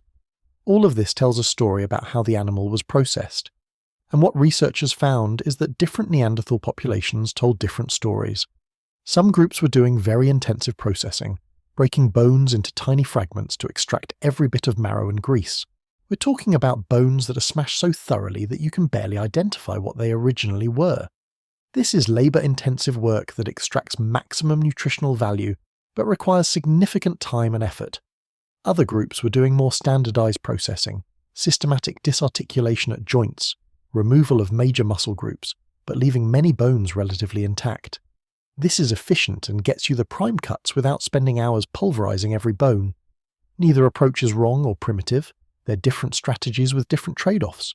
Intensive fragmentation gets you more calories from the same carcass, but takes more time and effort. Standardised butchery is faster and lets you move on to other tasks, but leaves some potential nutrition on the table. The interesting thing is that groups chose one approach or the other and stuck with it consistently over time.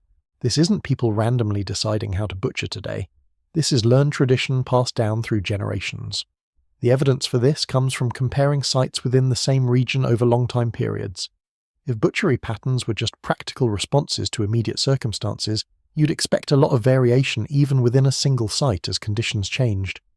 But what we actually see is consistency within sites and regions, with sharp differences between regions. Group A always does intensive fragmentation. Group B, 100 miles away, always does standardized cutting. This pattern persists across multiple occupation layers spanning thousands of years. That's cultural tradition right there. Some researchers have identified what they call quote, _26 characteristic patterns of bone modification that are specific to particular Neanderthal populations. It's like a cultural fingerprint. You can look at a collection of butchered bones and sometimes identify which Neanderthal group was responsible, based on the pattern of cut marks and breakage. This level of distinctiveness requires that each generation is learning from the previous generation and maintaining traditional methods. It's the opposite of mindless automatic behaviour. It's deliberate cultural transmission. The tools themselves show regional variation too. Neanderthals made stone tools using various techniques, and while there are broad similarities across their range, they all made tools that could cut, scrape and pierce. The specific styles vary. Some groups favoured making tools from flakes struck off larger cores. Other groups preferred shaping cores directly into tools. Some groups made lots of small, delicate tools. Others made fewer, larger, more robust tools. These aren't dramatic differences like comparing ancient Egyptian art to Chinese art, but they're real, consistent variations that reflect different technical traditions. One particularly interesting example comes from comparing coastal and inland Neanderthal populations. Coastal groups that had access to marine resources show different tool assemblages than inland groups. They have more tools suitable for processing shellfish, more evidence of working with marine mammal bones, different wear patterns on their cutting tools. Inland groups have toolkits optimized for the resources they were exploiting, more heavy-duty scrapers for hide processing, more robust points for large game hunting. The tools reflect the lifestyle, and the lifestyle varies by region and available resources. But it's not just about practical adaptation to different environments. That would be expected. What's more interesting is that even groups living in similar environments sometimes show different technical traditions. Two groups, both hunting the same animals in similar terrain, might still make their tools differently, might still process carcasses differently. This suggests the differences aren't just about adapting to circumstances, they're about cultural identity. This is how we do things, versus that's how they do things. This is culture in the anthropological sense. The concept of chaîne opératoire, the operational sequence, is useful here. This is the step-by-step process of making something or doing something from start to finish. Different Neanderthal groups had different operational sequences for tasks like tool making and butchery. They didn't just end up at different end products, they took different paths to get there. The sequence of steps, the order of operations, the specific techniques used at each stage, these varied between groups in ways that suggest learned tradition rather than independent invention. For example, in making a stone tool, do you prepare the core extensively before striking off flakes, or do you just start whacking away and sort out useful flakes as you go? Do you work the core from one direction or multiple directions? Do you use soft hammer percussion with an antler or hard hammer percussion with stone? All of these choices affect the final product, but they're also matters of tradition and training. You learn a particular way of doing it from your elders, and that's the way you do it, and that's the way you teach your kids. The same applies to butchery. Do you start by removing the limbs, or by opening the body cavity? Do you break bones for marrow immediately or save that for later? Do you remove the hide in one piece or in sections? These are procedural choices that become habitual, that get taught as the right way to do things, that become markers of group identity. Modern cultures have exactly these kinds of traditional practices around food processing. Ask different cultural groups how to properly butcher a pig, and you'll get different answers, all of which work but reflect different traditions. Now, you might be thinking, quote 31 __. And that's a fair question.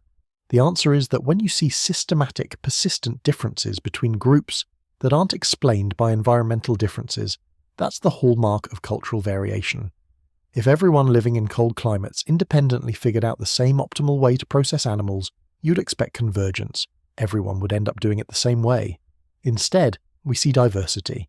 Different groups maintain different practices even when living in similar environments. That's culture. The transmission of these cultural practices requires teaching and learning. You can't just watch someone butcher an animal once and pick up all the nuances of their technique. You need repeated exposure, hands-on practice, correction when you do it wrong, reinforcement when you do it right. This is exactly how technical skills are taught in human societies. A master craftsperson teaching an apprentice, a parent teaching a child, an experienced hunter teaching a novice. All of these involve prolonged social learning relationships. Neanderthal children would have been learning these skills over years of their development. Not from formal instruction, we have no evidence of anything like schools, but from observation, imitation, and practice under supervision. You watch the adults process a carcass. You try it yourself on smaller animals or on less critical parts of larger animals. You gradually build competence, and by the time you're an adult, you've internalized the traditional methods of your group. This is cultural transmission in action. The fact that different groups maintain distinct traditions over long periods tells us something else important. These groups weren't mixing much. If there was constant movement of individuals between groups, cultural practices would tend to blend and homogenize.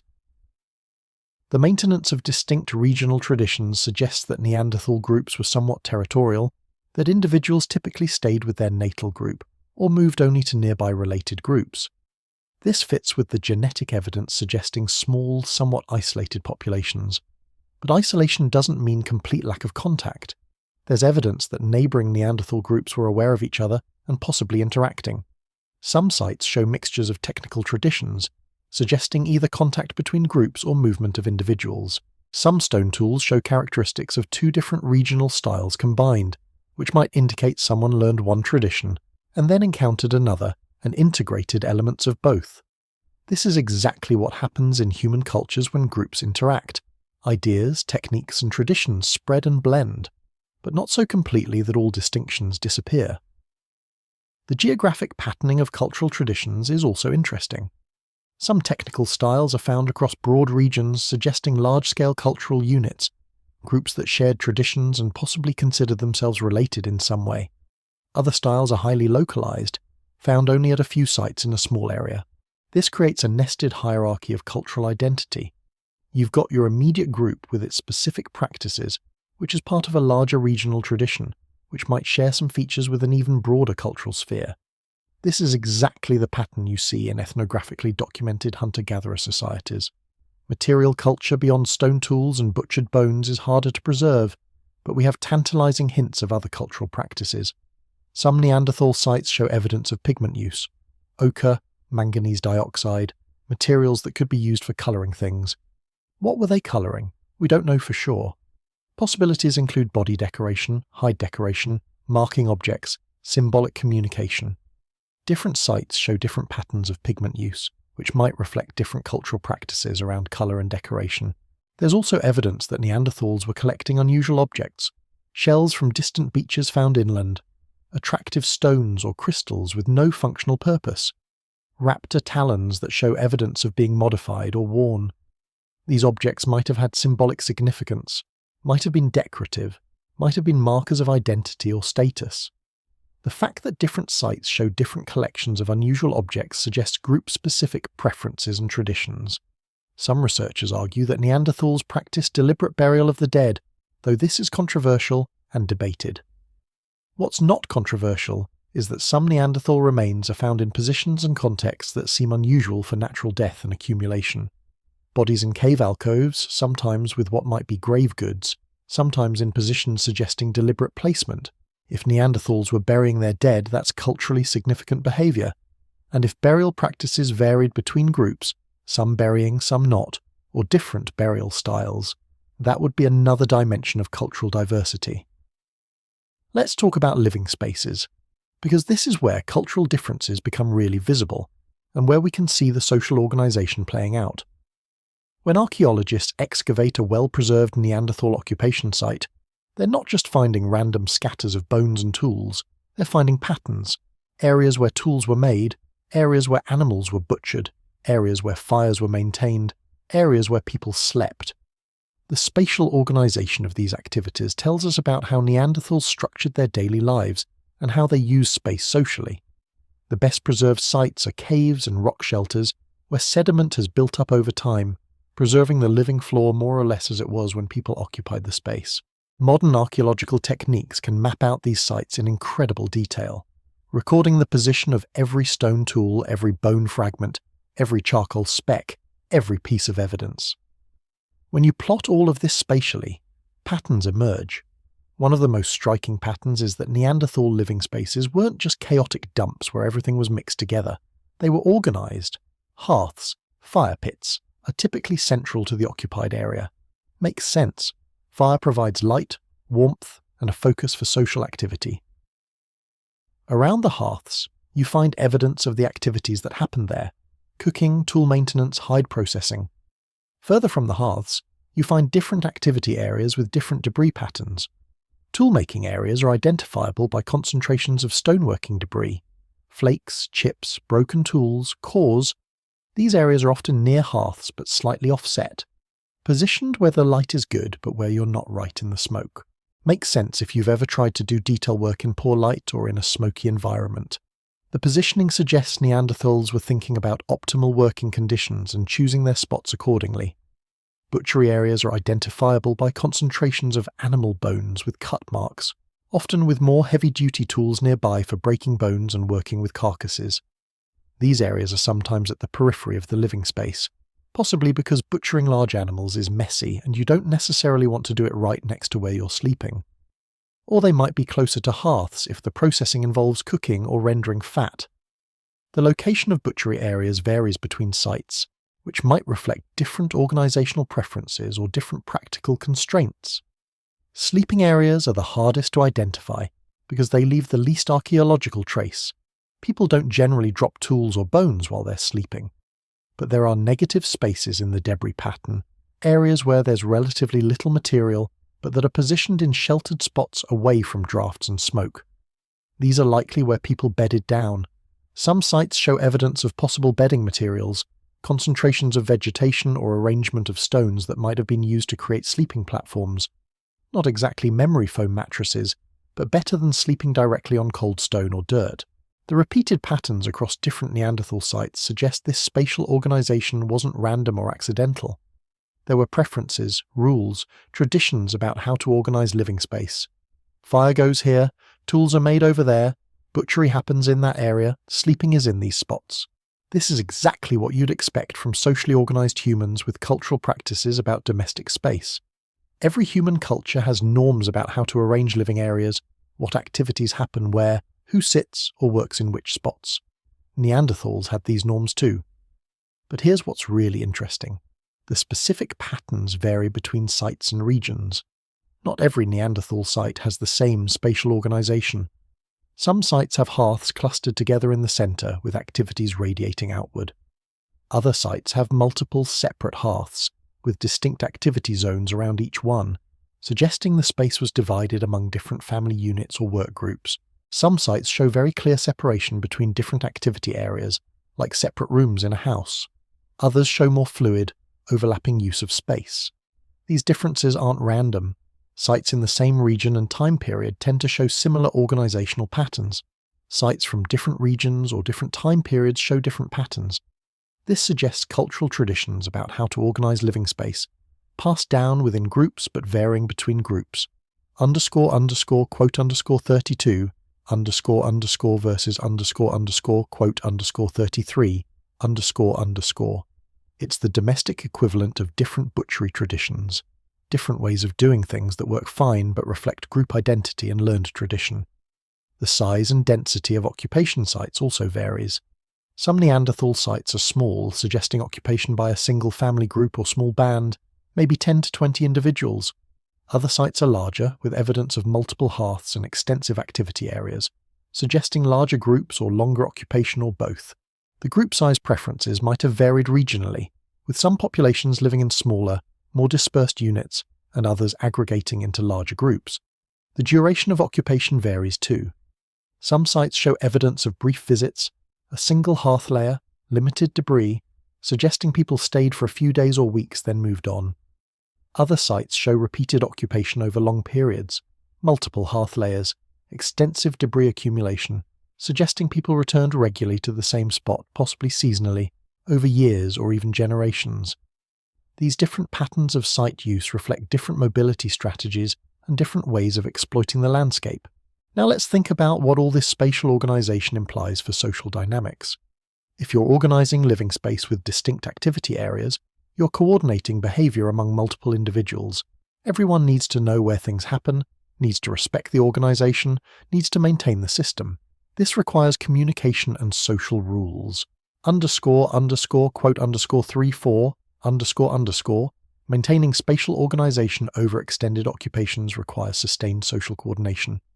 The evidence of multiple hearths at some sites raises interesting questions about social structure.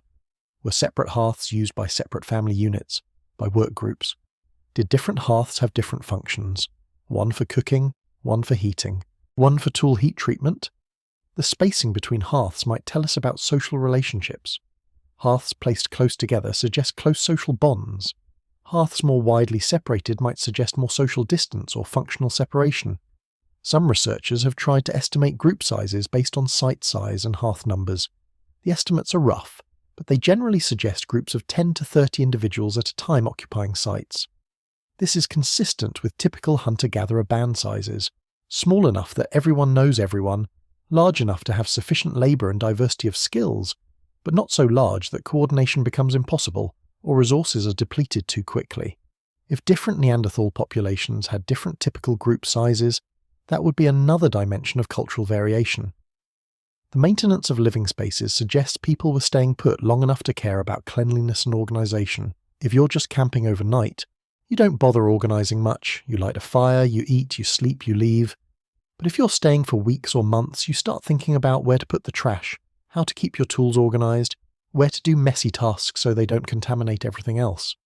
The evidence of spatial organisation at Neanderthal sites suggests extended occupations and investment in domestic space.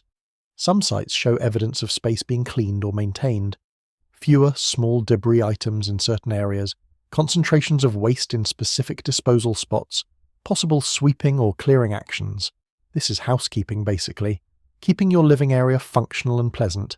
It's such a mundane thing that we take it for granted, but it's also fundamentally human behaviour. Caring about your living space, maintaining it, organising it according to cultural preferences, this is what people do when they're not just surviving, but actually living. The use of caves and rock shelters as home bases deserves more discussion. Not all Neanderthal sites are in caves, there are open-air sites too, but caves were clearly preferred when available. They provide shelter from weather, retain heat better than open air, are defensible, and the overhanging rock protects you from stuff falling on your head. But caves also have drawbacks. They can be damp, dark, poorly ventilated, and sometimes already occupied by bears or other animals who also think caves are nice places to live. The selection of which caves to use suggests Neanderthals were being choosy. Not every cave in an area shows Neanderthal occupation. The ones that do tend to have certain characteristics. South-facing for better sun exposure, positioned near water sources, overlooking game trails or good hunting grounds, with appropriate ceiling height and floor space. The selection criteria suggest people were evaluating caves for their suitability and choosing the best ones. This is real estate assessment, basically. Location, location, location. The modification of cave spaces is minimal. Neanderthals weren't building interior walls or doing major renovations. But there's some evidence of making spaces more usable, clearing debris, levelling floors, possibly arranging rocks to create windbreaks or sitting areas. Some cave entrances show evidence of possible structures, arrangements of posts or rocks that might have supported hide walls or roofs to extend the usable space or block wind. The evidence is ambiguous because organic materials don't preserve well, but the circumstantial evidence suggests some basic modifications to improve living spaces. The reuse of the same caves over long periods suggests these were known good locations that groups returned to repeatedly. A cave that provided good shelter once will probably provide good shelter again. Knowledge of good cave locations would be part of the traditional knowledge of a group, passed down across generations. Underscore, quote underscore 35 underscore underscore. This kind of knowledge accumulation is another aspect of culture. The relationship between domestic space and technology is important. The organization of living space facilitates certain activities and makes others more difficult. If you've set up distinct work areas, you need to move between them as you do different tasks. If your tool-making area is over here but your butchery area is over there, you might need to make tools in advance or carry them back and forth. The spatial organization shapes the flow of work and requires planning and foresight. The social dimension of domestic space is perhaps most interesting from a human perspective. Where you sit, where you sleep, where you work. These aren't just practical decisions, they're also social ones. In human societies, space often reflects status, relationships, and social structure. Elders might sit closest to the fire, families might cluster together, high-status individuals might occupy prime spots. We can't directly observe Neanderthal social structure from archaeological remains, but the organized use of space suggests there were social rules and patterns governing who did what where. The teaching of skills that we talked about earlier would have happened in these domestic spaces. Children learning to make tools by watching adults in the napping area. Young hunters learning to butcher by participating in carcass processing. The apprenticeship model of learning requires proximity and repeated interaction, which means the spatial organization of camps was also the spatial organization of education. The living space was classroom, workshop, kitchen, bedroom, all in one. The coordination required for all of this is impressive when you step back and think about it. You've got multiple individuals with different skills and roles, all working in the same space but doing different things, maintaining organization, managing resources, teaching the next generation, all while dealing with the daily challenges of finding food, staying warm, avoiding predators, and nursing injuries. And they did this successfully for hundreds of thousands of years. That requires sophisticated social organization and behavioral flexibility. The variation in how different Neanderthal groups organized their domestic spaces suggests they were working out different solutions to the same basic challenges. How do you optimize a living space for multiple simultaneous activities? How do you balance proximity for social interaction against separation for messy or specialized tasks? How do you accommodate changing group composition as individuals come and go? Different groups answered these questions differently, and those different answers persisted as cultural traditions. This brings us back to the central point of this chapter. Neanderthals weren't doing everything the same way everywhere. They had cultural diversity, regional traditions, different approaches to common challenges. They were behaviorally flexible, not rigidly programmed. They learned from their groups and maintained traditions, but those traditions varied between groups. This is sophisticated human behavior, the kind of thing that requires intelligence, social learning, and cultural transmission. When we see Neanderthals as culturally diverse rather than as primitive automatons, the whole picture changes. They weren't failed humans who couldn't keep up.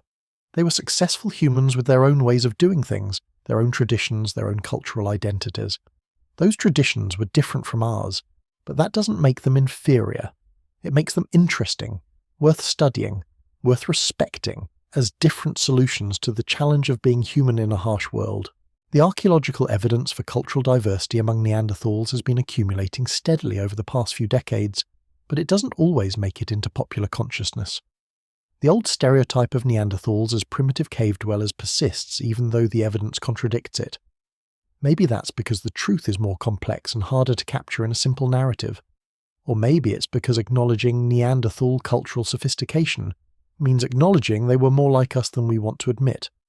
But acknowledging cultural sophistication doesn't mean claiming Neanderthals were identical to modern humans.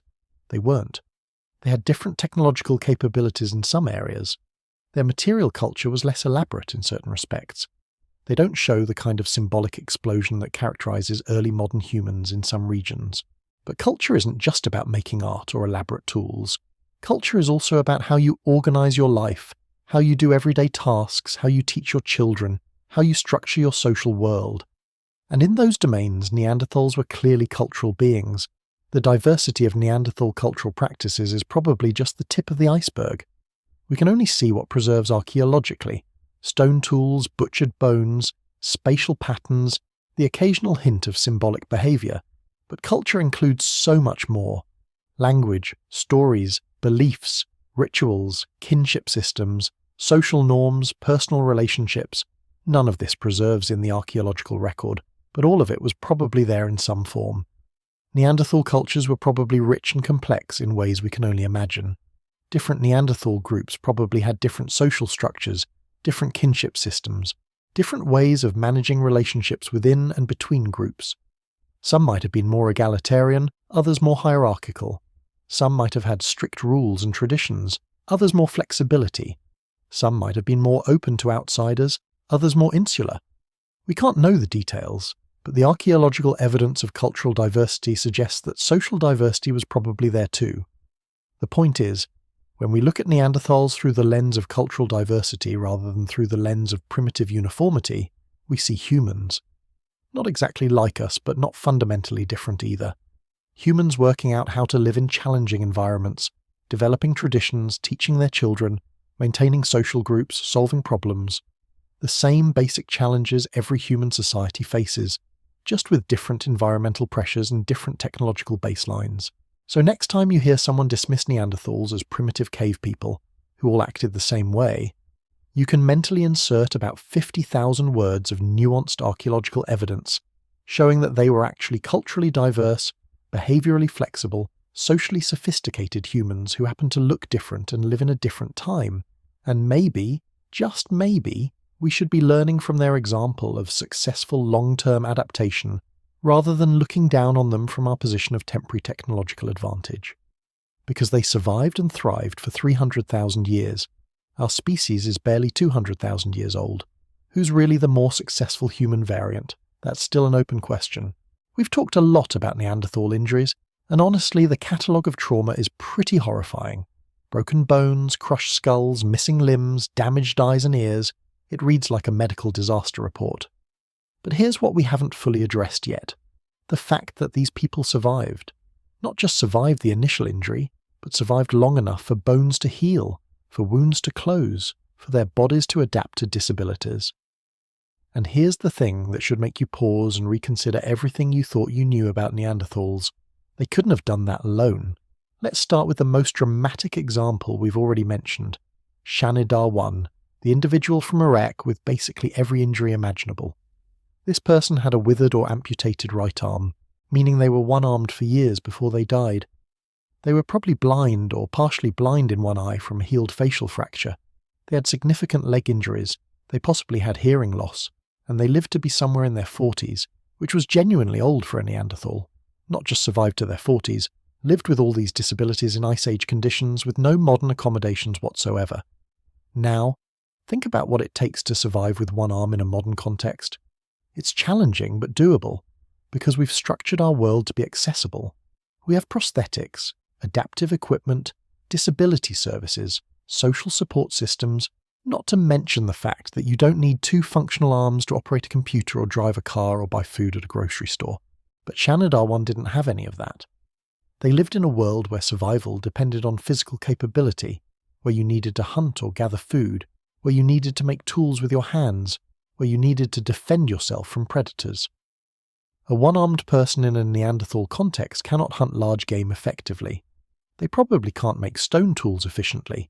Most knapping techniques require using both hands in a coordinated way. They can't carry heavy loads well. They can't defend themselves as effectively in a dangerous situation.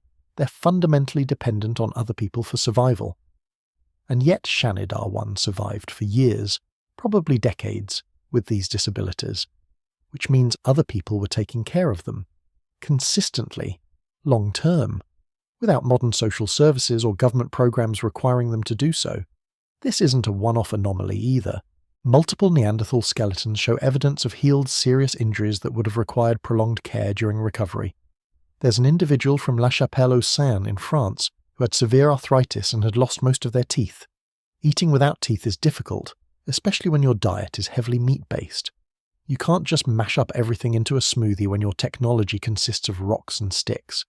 Someone was probably helping this person eat, either pre-processing their food, giving them the tenderest portions, or cooking things longer to make them softer. Again, this requires consistent care from other group members.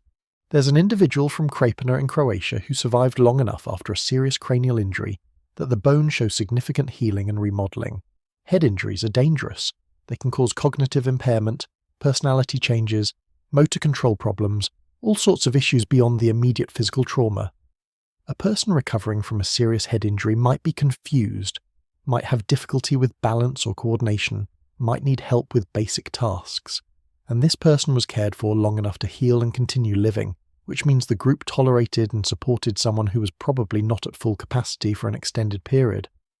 Let's think about what care actually means in this context. It's not just leaving someone alone to heal while you go about your business. It's active, ongoing support. A person with a broken leg can't walk. That means they can't follow the group when it moves to a new location.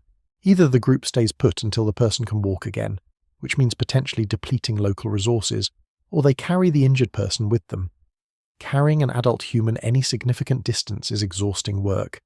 You need multiple people taking turns, and you're moving slower than you would otherwise, and you're more vulnerable because your mobility is reduced. But apparently Neanderthals did this anyway. A person who can't walk also can't get food or water for themselves. Someone needs to bring those things to them. In a hunter-gatherer context where food isn't stockpiled extensively, that means someone is sharing their daily take with a person who can't contribute. That's costly in terms of calories and resources. A person who can't hunt or gather is consuming resources without producing them. In a harsh environment where calories are precious, supporting a non-productive group member is a significant investment. Medical care, such as it was, would have been necessary too. Wounds need to be cleaned to prevent infection. Broken bones need to be set and immobilized. Fever and pain need to be managed somehow. We don't know exactly what Neanderthals did for medical care. There's limited archaeological evidence for medicinal plant use, but that doesn't mean it didn't happen. But they must have done something. The survival rates suggest they understood at least basic wound care and infection prevention. Someone recovering from serious injury also needs protection. They can't defend themselves effectively, can't run away from danger, might not even be aware of threats if they're delirious or confused from head trauma. The group needs to keep watch over vulnerable members, position them in safe locations, be ready to intervene if danger appears. This is another form of care that requires ongoing attention and effort from multiple group members. The psychological aspect of injury and recovery shouldn't be overlooked. Modern medicine recognizes that recovery from serious injury isn't just physical, it's also mental and emotional. Pain, fear, frustration, depression, anxiety about the future. All of these are normal responses to serious injury. A person going through that needs emotional support, needs reassurance, needs to feel they're still valued members of the group despite being temporarily or permanently disabled. Neanderthals probably provided that kind of support too, though it wouldn't leave archaeological traces. Here's what's really striking. The pattern of care isn't random or occasional, it's systematic. Multiple sites, multiple individuals, multiple time periods. Everywhere we look in the Neanderthal record, we find evidence of people surviving injuries that should have been fatal. This suggests care for the injured wasn't an occasional act of kindness when someone felt generous. It was a normal, expected part of social life. When someone got hurt, and people got hurt a lot, the group took care of them. That was just what you did. This has profound implications for how we think about Neanderthal social structure and values. The stereotype of Neanderthals is often brutish, violent, every man for himself survival. But the evidence suggests something almost opposite. Strong social bonds, mutual support, willingness to invest resources in non-productive members, long-term commitment to helping others. These are pro-social behaviours that require empathy, planning, and social cohesion. Empathy is a crucial component here. You don't take care of an injured person unless you care what happens to them. You need to be able to imagine their pain and distress, to feel motivated to help, to put their needs above your own immediate interests. Empathy is a sophisticated social emotion that requires theory of mind, understanding that other people have internal mental and emotional states similar to your own. Neanderthals clearly had this capacity. But empathy alone isn't enough. You also need social systems that support caregiving. In small groups, taking care of injured members is relatively straightforward. Everyone knows everyone, relationships are strong, and reciprocity is clear. I help you now, you'll help me later, or you helped me before, so I help you now. This kind of direct reciprocity is cognitively simple and appears in many social species. But the Neanderthal evidence suggests something more sophisticated. Generalized reciprocity, where helping others is expected even if they can't help you directly, or even if the benefit to you is indirect or delayed. Consider the case of helping someone who probably won't recover fully. Shanidar One's disabilities were permanent. They were never going to be able to hunt again. The investment in keeping them alive wasn't going to pay off in direct returns, so why do it? One possibility is indirect reciprocity. Helping them helps the group, and helping the group helps you. Maybe they could still contribute in other ways, making tools one-handed, teaching children, providing knowledge and guidance. Maybe their survival maintained social bonds with their relatives. Maybe the group just valued keeping members alive regardless of productivity. Another possibility is that care for the disabled served as social insurance for everyone. If you're in a dangerous lifestyle where serious injury is common, you want to live in a group that takes care of injured members, because someday you might be that injured member. Supporting a social norm of caregiving is in everyone's long-term interest, even if it's costly in the short term. This is sophisticated social reasoning, but hunter-gatherer societies around the world show exactly this pattern, so it's plausible Neanderthals did too. The division of labour becomes important in this context. If everyone in the group has to be able to do everything equally well, then a person with disabilities is at a massive disadvantage. But if tasks are divided and specialised, then someone with partial capacity can still contribute. A one-armed person might not be able to hunt large game, but maybe they can process hides, or tend fires, or watch children, or make certain types of tools. If the group recognises and values these contributions, then the disabled person isn't just a burden. They're a contributing member with a different role. The evidence for division of labour in Neanderthals is circumstantial but suggestive. Different activity areas at sites suggest different people were doing different things. The variation in burial treatment, if those are indeed burials, suggests some individuals might have had different status or roles. The survival of individuals with major disabilities suggests the group could function without everyone being a full-capacity hunter. All of this points towards some degree of task specialisation and role differentiation. There's also the question of age. Neanderthals who survived to their 40s or beyond, which is what we're seeing with some of these injured individuals, would have been valuable sources of knowledge and experience. They would have lived through multiple climate fluctuations, multiple seasons, multiple hunting cycles. They would know where to go and when, what strategies work, what dangers to watch for. In societies without writing or external information storage, older individuals are libraries of crucial survival information. Keeping them alive even when they're not physically productive makes strategic sense. Children and adolescents also would have required care, though of a different kind. Neanderthal children were probably pretty independent by modern standards. They would have learned practical skills from an early age, but they still would have needed feeding, protection, and teaching for years before reaching full independence. The high childhood mortality in ancient populations tells us that raising children successfully required significant investment. Groups that were good at raising children would have demographic advantages over groups that weren't. The care of children connects to the care of injured adults in interesting ways. Both require selfless investment of resources in individuals who can't immediately reciprocate. Both require patience, attention, and willingness to prioritize others' needs. Both strengthen social bonds and group cohesion.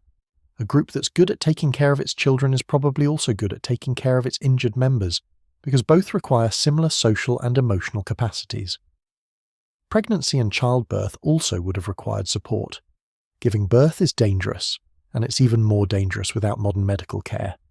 A woman giving birth needs assistance, needs someone to help with the delivery, needs care afterward during recovery. For weeks after birth, a mother is focused on a helpless infant and can't contribute much to group subsistence. The group needs to support both mother and infant during this vulnerable period. Again, this is costly, but necessary for population maintenance. The evidence from Neanderthal pelvic structure suggests their childbirth wasn't dramatically different from modern human childbirth in terms of difficulty. Both involve pushing a large-headed infant through a relatively narrow pelvic opening. This is painful and risky, and having experienced individuals help with delivery probably improved survival rates. The presence of older women who had given birth before and could advise and assist would be valuable. This is another form of care and knowledge transmission that wouldn't leave direct archaeological evidence but was probably crucial. Let's talk about the costs and benefits more explicitly, because caring for disabled or injured group members isn't free. In the short term, it's expensive. You're sharing food with someone who can't hunt or gather. You're spending time and energy on care that could go to other activities. You're potentially slowing down group movements or limiting where you can go. These are real costs that would affect group survival and success. So why pay these costs? The benefits must have outweighed them, at least most of the time. One major benefit is risk mitigation. In a dangerous lifestyle, anyone can get injured at any time. If your group has a norm of caring for injured members, you're more likely to survive if you get hurt. This reduces individual risk, which makes risky but profitable activities like big game hunting more sustainable. You can afford to take risks if you know you'll be helped if things go wrong. Another benefit is social cohesion and trust. Groups where members help each other are more cooperative overall. Trust builds trust. Helping others makes them more likely to help you, and more committed to the group. This creates positive feedback loops of cooperation that can make the whole group more effective. Anthropologists call this social capital, and it's valuable even if it's hard to quantify. The third benefit is demographic. Groups that successfully care for injured members maintain population size better. Every person who survives an injury that could have killed them is another potential parent, another pair of hands, another source of knowledge. In small populations where every individual matters, this can be demographically significant. Groups that are good at keeping people alive have more people, which gives them advantages in resource acquisition, defense, and adaptation. There's also the possibility of kin selection playing a role. If you're caring for a close relative, you're helping pass on genes you share with them. Even if the injured person never reproduces again, they might have already had children, or their survival might help their children survive. From an evolutionary perspective, this could favour helping relatives even at personal cost. But kin selection alone doesn't explain helping non-relatives, and Neanderthal groups surely included non-relatives, so other mechanisms must have been at work too. The long-term care required for some disabilities would have been especially challenging. A person who loses a limb or suffers permanent brain damage isn't going to recover in a few weeks or months. They're going to need ongoing support for the rest of their life. Committing to that level of care requires either very strong social bonds or very strong social norms about helping group members, probably both. The fact that we see evidence of long-term survival with permanent disabilities suggests Neanderthals had both.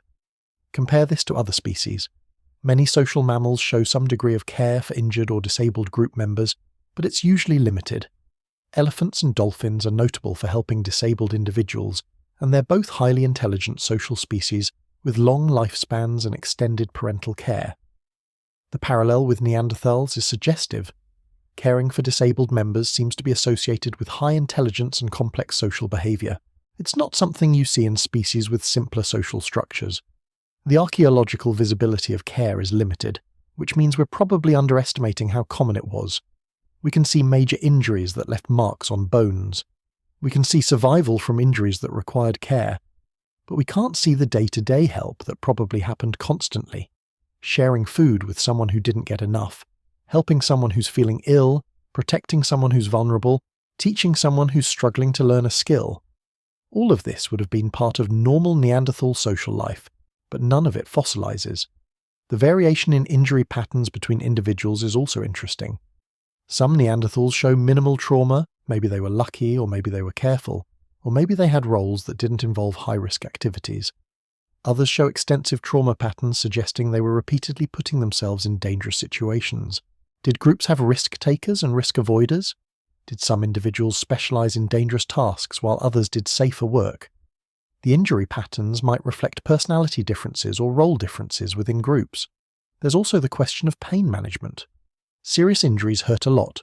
Chronic injuries hurt for extended periods. How did Neanderthals deal with pain? We have some evidence they used medicinal plants. Traces in dental calculus suggest consumption of plants with anti-inflammatory or analgesic properties, but we don't know if this was deliberate medicine or just dietary diversity. Either way, managing pain would have been a concern, and groups probably developed strategies for helping injured members cope with chronic pain. The psychology of being cared for is worth considering too. Modern research on patient recovery shows that social support is crucial for healing. People who feel cared for and supported recover faster and better than people who feel isolated. The physiological mechanisms aren't fully understood, but the effect is real. Neanderthals being cared for by their groups would have benefited from this effect. The emotional comfort of knowing you're not abandoned, that your group values you, that you'll be helped. This would have aided recovery beyond just the practical aspects of care. Conversely, being the caregiver is psychologically demanding. It's emotionally draining, physically tiring, and sometimes frustrating. Caregivers need support too. In small groups, caregiving responsibilities would probably have been shared, multiple people taking turns helping an injured member, so no one person bears the full burden.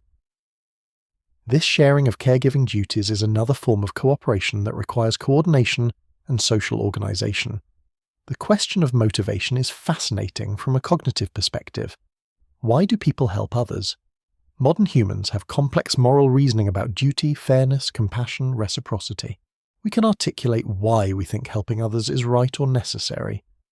Did Neanderthals have similar moral reasoning? We can't know their thoughts, but their behavior suggests they had strong prosocial motivations. Whether they thought about it in terms we'd recognize as moral reasoning or whether it was more instinctive and emotionally driven, the result was the same: consistent patterns of care. The contrast with the nasty, brutish, and short stereotype of prehistoric life is stark. Thomas Hobbes famously described pre-civilizational human life as a war of all against all, where life was competitive and violent. But the Neanderthal evidence suggests something much more cooperative and caring. Yes, life was dangerous and violent in the sense that injuries were common and predators were real threats. But within social groups, the picture is one of cooperation, mutual support, and care for vulnerable members. This shouldn't be entirely surprising. Humans are fundamentally social primates. Our ancestors have been living in cooperative groups for millions of years. Prosocial behavior, empathy, and caregiving are deeply rooted in primate evolution. Neanderthals were humans, maybe a different variety than us, but still humans, and they showed human patterns of social behavior. The capacity for caring about others and helping them isn't uniquely modern human. It's ancient, going back to before the modern human and Neanderthal lineages split. The evidence for Neanderthal care also challenges the narrative of modern human superiority. One of the supposed differences between Neanderthals and modern humans was that moderns were more social, more cooperative, had stronger bonds. But if Neanderthals were also caring for their disabled and injured, were also maintaining social systems of mutual support, were also showing empathy and commitment to group members, then the differences between the species look less dramatic. Maybe we weren't as special as we thought. There's also an ethical dimension to how we interpret these findings. When we see evidence of care in the Neanderthal record, we're seeing evidence of humanness. Not in the species sense, but in the ethical sense. These were people who cared about each other, who helped each other, who valued each other beyond just utility. That's something we can relate to across tens of thousands of years of separation. The ethical impulse to help others in need isn't a modern invention. It's part of our shared heritage as humans. The practical implications of all this care for understanding Neanderthal social structure are significant. Small groups need everyone to contribute, but they can be flexible about what contribution looks like. a group that can accommodate disabled members, that can find roles for people with different capabilities, that can support people through periods of incapacity. That's a resilient group. It can handle variation, can adapt to changing circumstances, can maintain cohesion even when things go wrong. The leadership structure, if we can call it that, would have been important for organising care.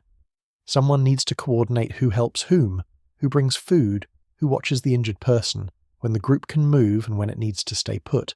This doesn't necessarily mean formal hierarchy, but it does mean social organisation sophisticated enough to manage collective action for individual benefit. Hunter-gatherer societies typically have informal leadership based on experience and respect, rather than formal authority, and Neanderthals probably had something similar. The teaching of prosocial values would have been crucial. Children need to learn that helping others is important, that disabled members deserve care, that cooperation is valuable. This isn't something humans are purely born with, it's culturally reinforced. Neanderthal children would have learned prosocial values by watching adults care for injured members, by participating in caregiving tasks as they got older, by internalizing group norms about mutual support.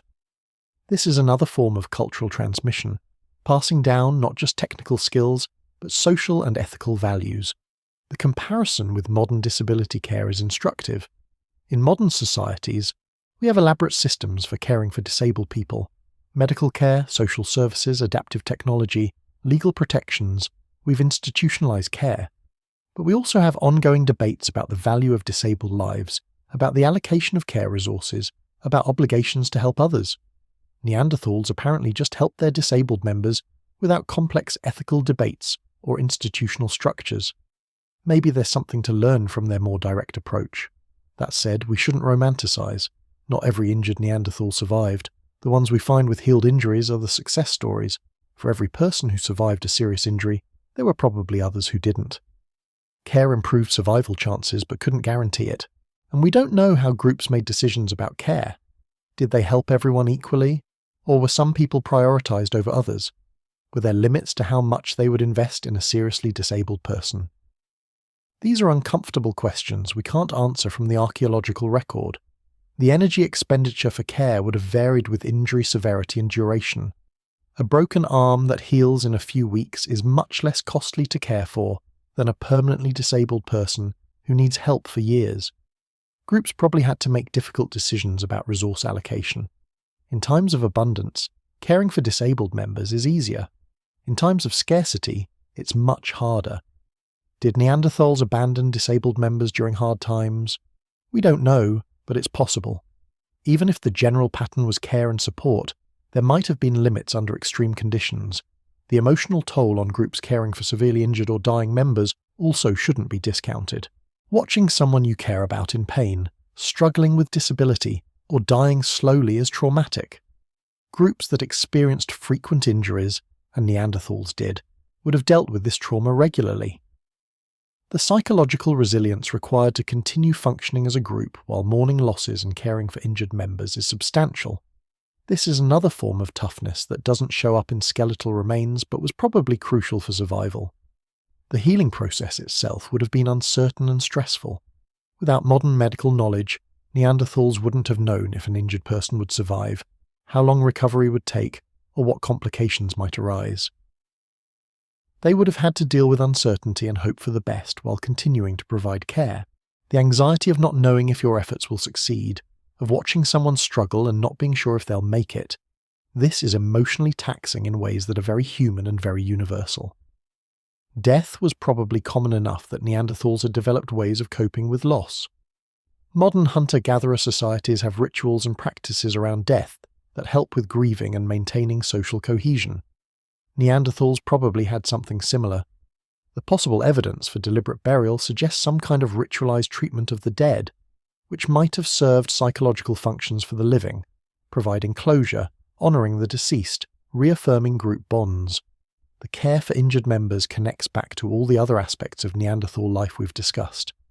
Their robust anatomy meant they could survive injuries that would kill more lightly built humans, but only if they got care during recovery. Their hunting tactics created injuries regularly, but group cooperation meant injured hunters could survive to hunt again. Their spatial organization of camps facilitated care. Injured members could rest near hearths while others worked. Their cultural traditions probably included norms about helping others. Everything is interconnected in ways that paint a picture of sophisticated social humans.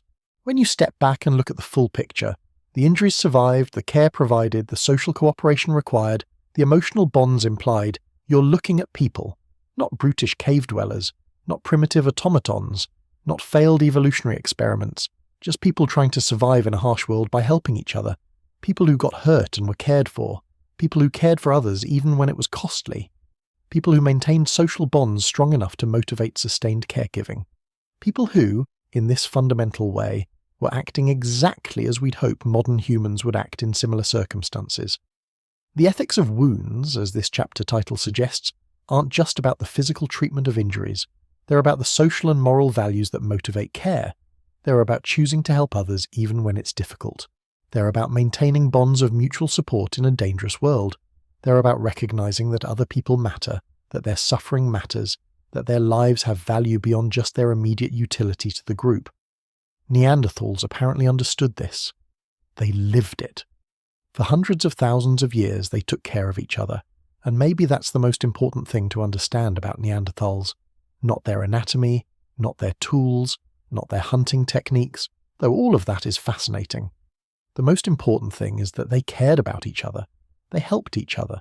They were capable of sustained compassion and commitment to vulnerable group members. That capacity for caring isn't a modern human innovation. It's ancient. It's part of what makes us human, and they were human too, just a different version. In the ways that matter most, the ethical and social ways, they were perhaps not so different from us after all. Here's where this story takes a turn that nobody saw coming until about 15 years ago. For most of the 20th century, the question of what happened when Neanderthals met modern humans was answered with a pretty simple narrative. Nothing happened. They were different species, they probably couldn't interbreed, and if they could, they didn't. Modern humans showed up in Europe, Neanderthals disappeared shortly after, and that was the end of the story. Clean, simple, and as it turns out, completely wrong.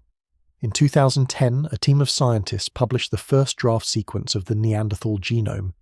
This was a massive achievement. Extracting ancient DNA from fossils tens of thousands of years old, cleaning up the contamination, sequencing billions of base pairs, assembling it all into something coherent. And when they compared that Neanderthal genome to modern human genomes, they found something shocking. Modern humans of European and Asian descent carry Neanderthal DNA. Not a trivial amount either. We're talking about 1 to 4% of your entire genome if you're not of purely sub-Saharan African ancestry. That's millions of base pairs. That's hundreds of genes. That's a lot of Neanderthal. Let that sink in for a moment. If you're watching this from Europe, Asia, the Americas, Australia, basically anywhere except sub-Saharan Africa, you are part Neanderthal. Not metaphorically, literally. Your genome contains sequences that came from Neanderthals who lived tens of thousands of years ago. They're not extinct in the way we thought they were extinct. They're extinct as a distinct population, sure, but pieces of them are still around, still functioning, still affecting biology and living humans, including possibly you. The immediate question everyone asks is, how did this happen? And the answer is exactly what you're thinking. When modern humans migrating out of Africa encountered Neanderthals in the Middle East and Europe, they didn't just coexist at a distance, they interacted. And some of those interactions resulted in children. Children who carried genetic material from both populations. Children who survived and had their own children, passing down that mixed ancestry. This happened multiple times over thousands of years, in multiple locations, resulting in gene flow from Neanderthals into the modern human population. Now, before anyone gets weird about this, let's be clear about what we're talking about. This wasn't some kind of mass interbreeding event. The amount of Neanderthal DNA in modern humans is relatively small, a few % at most. This suggests that interbreeding happened but wasn't common. Most encounters between the populations probably didn't result in mixed offspring, either because they avoided each other, or because social barriers prevented mixing, or because any hybrid offspring didn't survive to reproduce. But some mixing clearly happened, and happened successfully enough, that Neanderthal genes spread through the expanding modern human population. The genetics tell us something about when and where this happened. The initial mixing probably occurred soon after modern humans left Africa, somewhere in the Middle East around 50,000 to 60,000 years ago. We know this because all non-African populations share similar amounts of Neanderthal ancestry, which suggests they all got it from the same source, a population that had already mixed with Neanderthals before spreading across Asia and into Europe. Later, there may have been additional mixing events as modern humans moved into Europe and encountered Neanderthal populations there. The fact that sub-Saharan African populations don't carry significant Neanderthal DNA makes sense in this framework. Their ancestors never left Africa, so they never encountered Neanderthals, so there was no opportunity for mixing. This also means that the common ancestor of all modern humans, the population that lived in Africa before the migrations out, didn't have Neanderthal DNA. It was acquired later, through contact outside Africa. This gives us a rough timeline and geography for when and where modern humans and Neanderthals were in contact. But here's where it gets really interesting. The Neanderthal DNA that persists in modern humans isn't random. Natural selection has been acting on these sequences for thousands of years. Some Neanderthal genes have been strongly selected against. They're found at much lower frequencies than you'd expect, or they've disappeared entirely from modern populations. This suggests they were harmful in modern humans and were gradually removed by selection. Other Neanderthal genes have been maintained or even increased in frequency, suggesting they were beneficial or at least neutral. Let's talk about the beneficial stuff first, because that's more fun. One of the clearest examples of adaptive Neanderthal DNA in modern humans involves the immune system. Neanderthals lived in Europe and Asia for hundreds of thousands of years, which means they were exposed to local pathogens, bacteria, viruses, parasites for a very long time. Over that time, their immune systems evolved to recognize and fight off these specific threats. They had alleles, variants of genes, that helped them deal with European and Asian diseases. When modern humans arrived from Africa, they had immune systems adapted to African pathogens. They weren't prepared for the new diseases they encountered outside Africa. But some of them interbred with Neanderthals, and their hybrid offspring inherited Neanderthal immune genes. Those offspring probably had survival advantages because they could fight off local diseases better than their purely modern human peers. Over time, these beneficial Neanderthal immune alleles spread through the modern human population in Europe and Asia. Today, we can identify specific immune genes in modern humans that clearly came from Neanderthals. Genes involved in recognizing pathogens, genes that regulate immune responses, genes that affect susceptibility to various diseases. These Neanderthal variants are common in modern populations outside Africa, sometimes occurring in 50% or more of people. That's way higher than the baseline few percent of Neanderthal ancestry, which means selection has been favoring these variants. Your ability to fight off certain infections might literally depend on genes you inherited from Neanderthals. Skin and hair genes are another area where Neanderthal ancestry shows up. Remember how we talked about Neanderthals having genetic variants associated with thicker skin, hair, and nails? Some of those variants are still around in modern humans. Genes affecting skin pigmentation, hair color, hair texture. All of these show evidence of Neanderthal contribution. Some modern Europeans carry Neanderthal variants associated with lighter skin pigmentation, which makes sense if those variants were adaptive in low UV environments. There's a Neanderthal variant that affects hair texture, and is found in significant frequencies in European populations. Another variant affects skin tone and tanning response.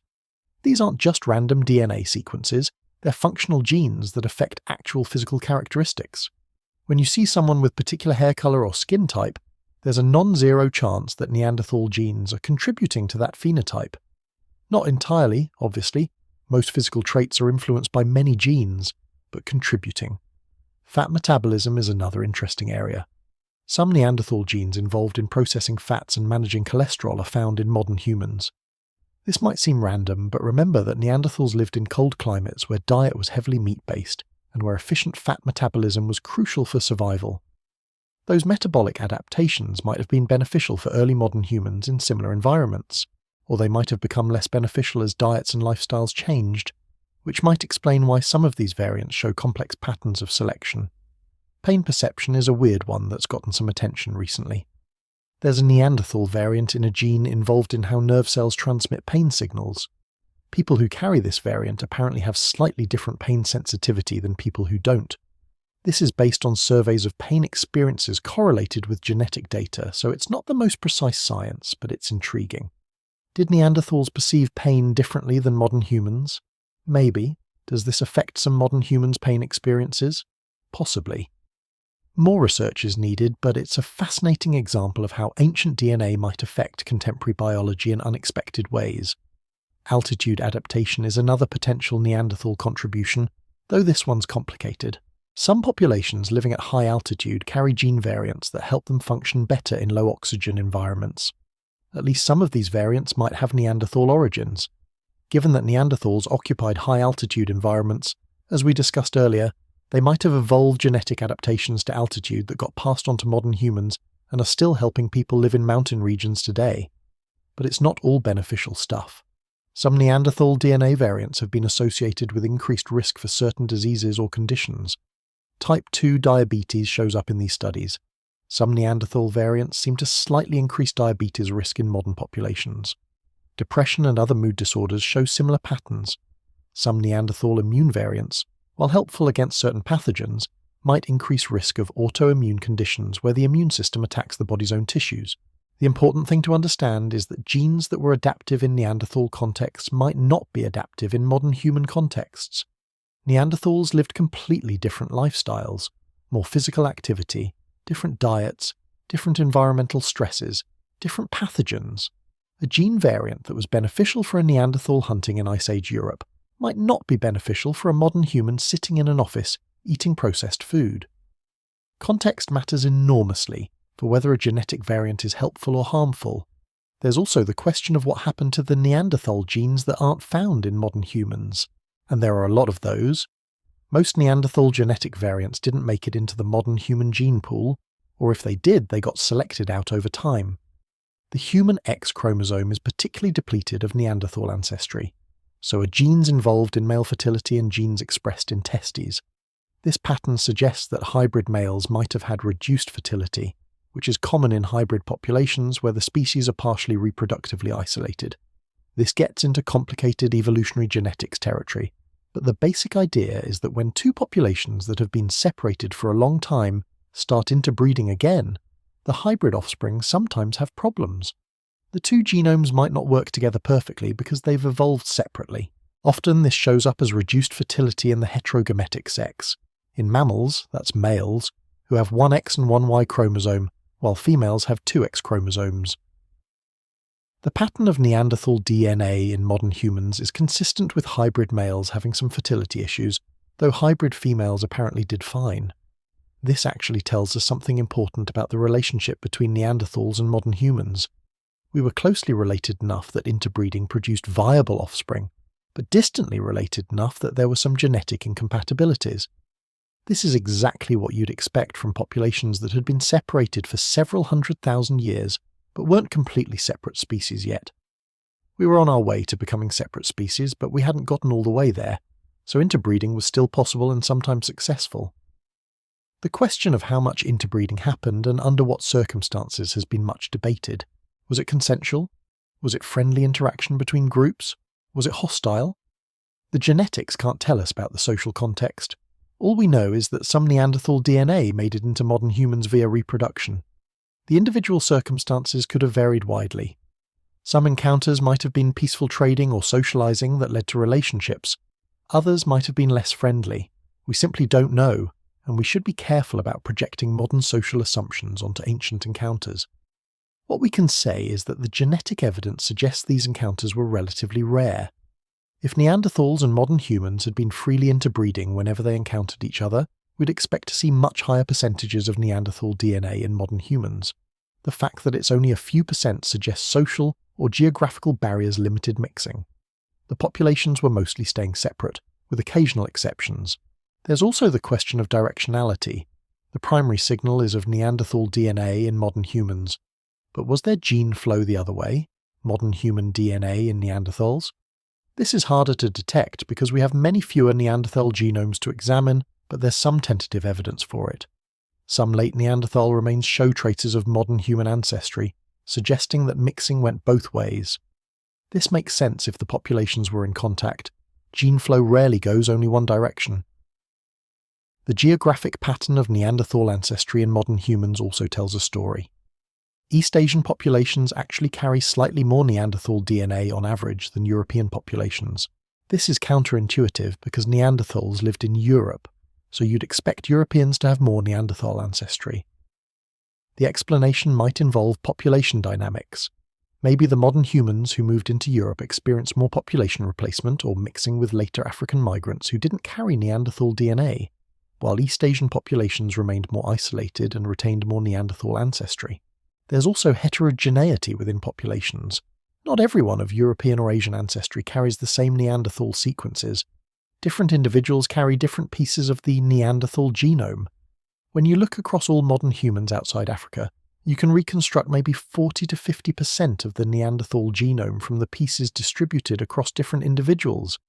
But any one person only carries 1 to 4%.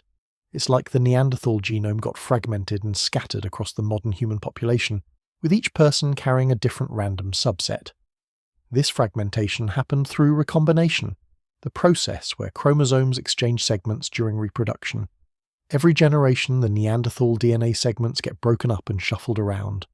Over thousands of years and thousands of generations, what were once long, continuous stretches of Neanderthal DNA have been chopped up into smaller and smaller pieces. By now, the Neanderthal segments in modern human genomes are typically pretty short, maybe a few tens of thousands of base pairs on average, but they're real, they're functional, and they're still affecting biology. The technical challenges of identifying Neanderthal DNA in modern genomes are substantial. You can't just sequence someone's DNA and immediately see which parts are Neanderthal. You have to compare modern human genomes to Neanderthal genomes and to African genomes that don't carry Neanderthal DNA, then use statistical methods to identify segments that are more similar to Neanderthals than they should be by chance. It's computationally intensive and requires careful quality control, but modern methods are pretty good at it. One interesting wrinkle is that we've also found DNA from another archaic human group in modern humans, Denisovans. Denisovans were a sister group to Neanderthals living in Asia, and they also interbred with modern humans. East Asian, Pacific Islander, and Native American populations carry small amounts of Denisovan DNA in addition to Neanderthal DNA. Some populations in Melanesia carry quite a bit of Denisovan DNA, up to 5% in some individuals. This tells us that modern humans didn't just mix with Neanderthals. We mixed with multiple archaic human populations as we spread across the world. This completely changes the narrative of modern human origins.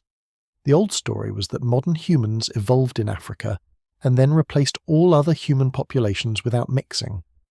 The new story is that modern humans evolved in Africa but then mixed with other human populations we encountered, incorporating their genes and their adaptations.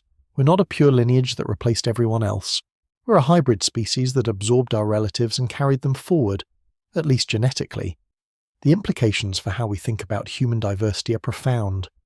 If all non-African humans carry some Neanderthal DNA, and if different individuals carry different pieces of that DNA, then Neanderthal ancestry is part of normal human variation. Those genes aren't foreign or alien. They're part of the human gene pool, affecting phenotypes and health in living people. The boundary between quote 37 and quote 38, that seemed so clear when we thought of Neanderthals as a separate extinct species, becomes much blurrier when we realize they're partly our ancestors. This also changes how we think about Neanderthals themselves. If they could successfully interbreed with modern humans, producing fertile offspring who went on to reproduce successfully themselves, then they weren't that different from us. The genetic distance between Neanderthals and modern humans is smaller than the genetic distance between many species that we consider closely related. By some definitions, they might not even count as a separate species. Maybe they were just a subspecies or a population of humans that looked different and had some different adaptations. The question of nomenclature gets tricky here. Traditionally, Neanderthals are called Homo neanderthalensis, and modern humans are Homo sapiens, suggesting separate species. But if they could interbreed successfully, maybe they should both be considered subspecies of Homo sapiens, Homo sapiens neanderthalensis and Homo sapiens sapiens. Or maybe Neanderthals should be Homo sapiens but Denisovans should be something else. Or maybe all of these populations are just variants of a variable species, and we shouldn't worry so much about strict categorization. Taxonomy is hard when you're dealing with continuous variation and extinct populations. From a practical standpoint, the interbreeding and gene flow mean that quote 39 didn't completely go extinct. Yes, the distinct Neanderthal population disappeared. There aren't any purebred Neanderthals walking around today. But Neanderthal genes are still here, still functioning, still part of humanity. Every person of European or Asian descent is carrying a small piece of Neanderthal heritage in their genome. That's not extinction in the way we usually think about it. That's genetic assimilation. This raises interesting questions about what it means for a population to go extinct. If your genes persist in hybrid descendants, are you really extinct? Philosophically, maybe not. Biologically, it depends on how you define extinction.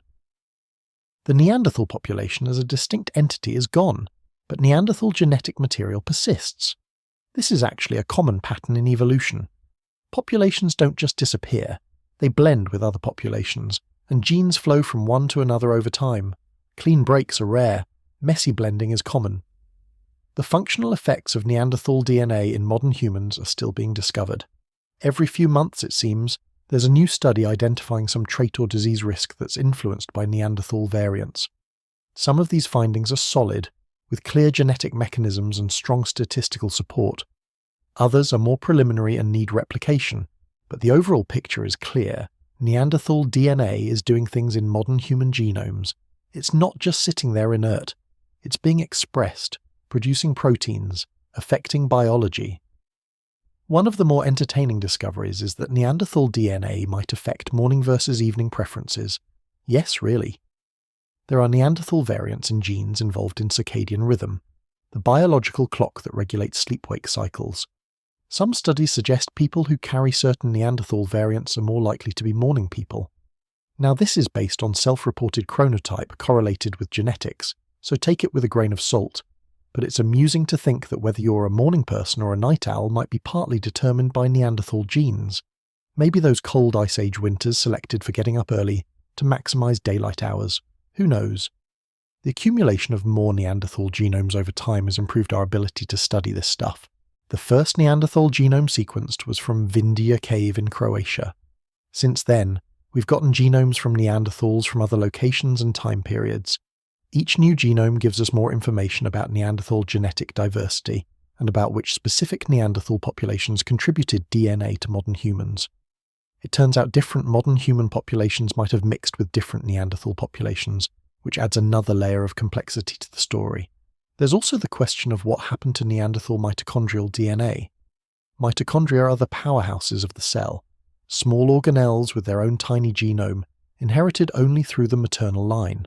Modern humans don't carry any Neanderthal mitochondrial DNA, despite carrying Neanderthal nuclear DNA.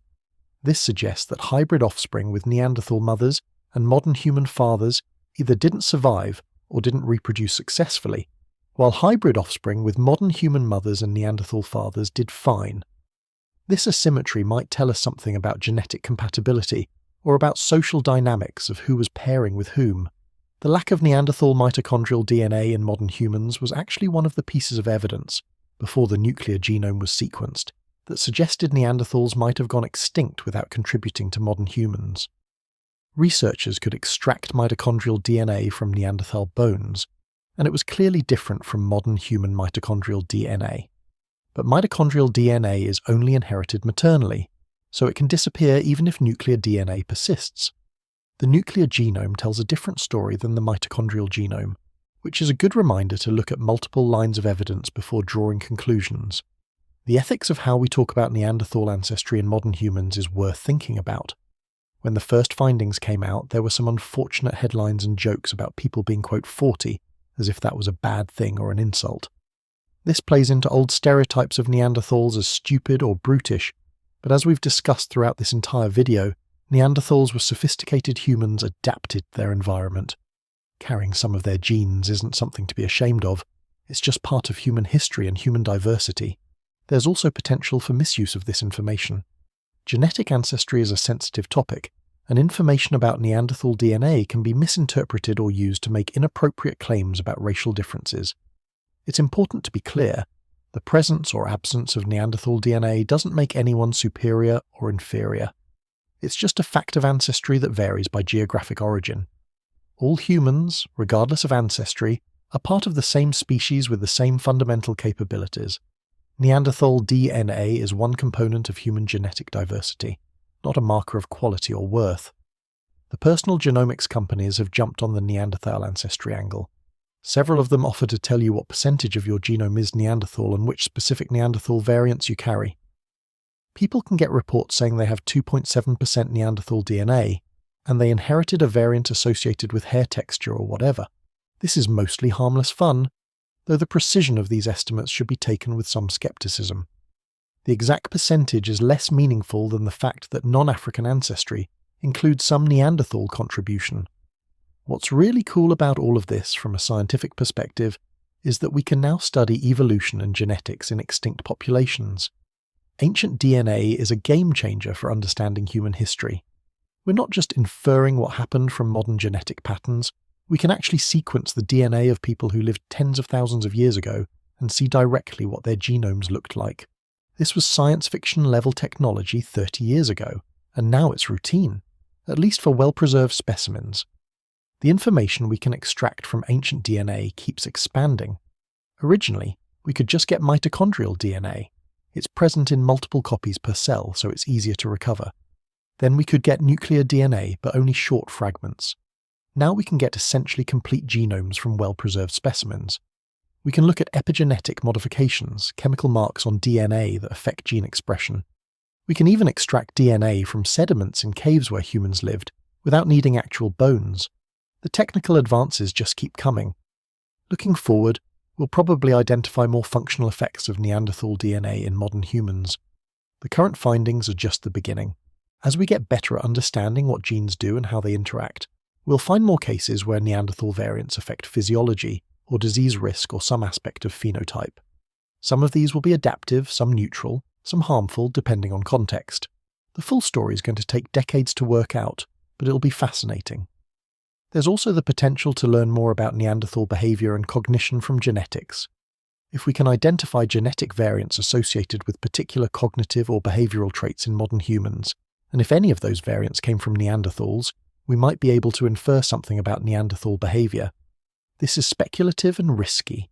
Behavior is hugely influenced by culture and environment, not just genes, but there might be some signals there. Did Neanderthals have genetic variants associated with social bonding, or risk-taking, or learning ability? Maybe we'll be able to say something about this eventually. The bottom line is this: Neanderthals are not as extinct as we thought. They're genetically present in billions of living people. Every time you look at someone of European or Asian descent, you're looking at someone who carries Neanderthal ancestry. That person has immune responses influenced by Neanderthal genes. They have skin and hair influenced by Neanderthal genes. They might have pain perception, or circadian rhythms, or fat metabolism influenced by Neanderthal genes. The Neanderthals didn't just disappear, they became part of us. This is probably the most profound reframing of the Neanderthal story. They weren't the losers who got replaced. They were one branch of humanity that met other branches and blended with them. Their population as a distinct entity is gone, but their genetic legacy persists. In a very real sense, Neanderthals never left. They just joined a larger human community and contributed their adaptations to the gene pool. That's not extinction, that's integration. When you think about it, this makes the story more interesting, not less. Instead of modern humans showed up and Neanderthals died out, we have modern humans showed up and sometimes mixed with Neanderthals, incorporating their genetic adaptations and carrying them forward into the future. That's a more complex, more nuanced story. It's also a more human story. Populations meeting, sometimes cooperating, sometimes competing, sometimes producing children together. That's how human history has always worked. So next time you're fighting off a cold, and your immune system successfully deals with it, maybe tip your hat to the Neanderthal ancestors whose immune genes are helping you out. Next time you notice your hair texture or skin tone, consider that Neanderthal genes might be contributing to that phenotype. You're not just a modern human, you're a hybrid, carrying genetic heritage from multiple human populations that mixed tens of thousands of years ago. And honestly, that's pretty amazing. You're a mosaic of human history, and part of that mosaic is Neanderthal. They're not extinct. They're part of your genome, still functioning, still mattering, still part of what makes you human. And that's exactly how it should be understood. Not as us versus them, but as all of us together. One variable species with a complex history of mixing and blending and becoming who we are today. So we've spent this entire video talking about how incredible Neanderthals were. Their strength, their resilience, their care for each other, their cultural sophistication, their genetic legacy. Which brings us to the inevitable question that everyone wants answered. If they were so successful, so well adapted, so tough, then why aren't they still around? What happened? Why did a population that thrived for over 300,000 years suddenly disappear? The first thing we need to establish is that Neanderthals didn't disappear suddenly. This is one of the most persistent misconceptions out there. Popular narratives often suggest that modern humans showed up and boom, Neanderthals were gone within a generation or two, as if we carried some super plague or waged genocidal warfare, or were just so much better at everything that Neanderthals couldn't compete. None of that is supported by the evidence. The actual timeline is much slower and much more complicated. When you look at the dating evidence from Neanderthal sites across Europe and Asia, what you see is a gradual disappearance over thousands of years. In some regions, Neanderthals persisted until about 40,000 years ago. In other regions, they might have hung on until 37,000 or even 35,000 years ago. The dates get fuzzy at the edges because dating methods have uncertainty ranges, and contamination can throw off results. But the point is, we're talking about a process that unfolded over several millennia, not a sudden extinction event. Different regions show different timing. Neanderthals disappeared from the Levant, the Middle East, relatively early, probably by 50,000 years ago or so. They persisted longer in parts of Europe. Some of the last known Neanderthal sites are in southern Spain and Gibraltar, where the population seems to have held on until around 37,000 years ago. This regional variation tells us that whatever caused Neanderthals to disappear, it wasn't a single catastrophic event. It was a process that played out differently in different places. The transitional period is particularly interesting. For thousands of years, Neanderthals and modern humans were both present in Europe and Western Asia. They weren't in the same locations at the same time necessarily, but they were on the same continent, sometimes in neighbouring regions, occasionally probably encountering each other. During this overlap period, both populations were making tools, hunting, living their lives. It wasn't like modern humans arrived and immediately dominated everything. Both groups coexisted for a significant stretch of time. So what changed? Why did Neanderthals eventually disappear while modern humans continued to expand? The honest answer is, we don't know for certain. What we have are hypotheses, educated guesses based on the available evidence. And the evidence suggests that no single factor explains the disappearance.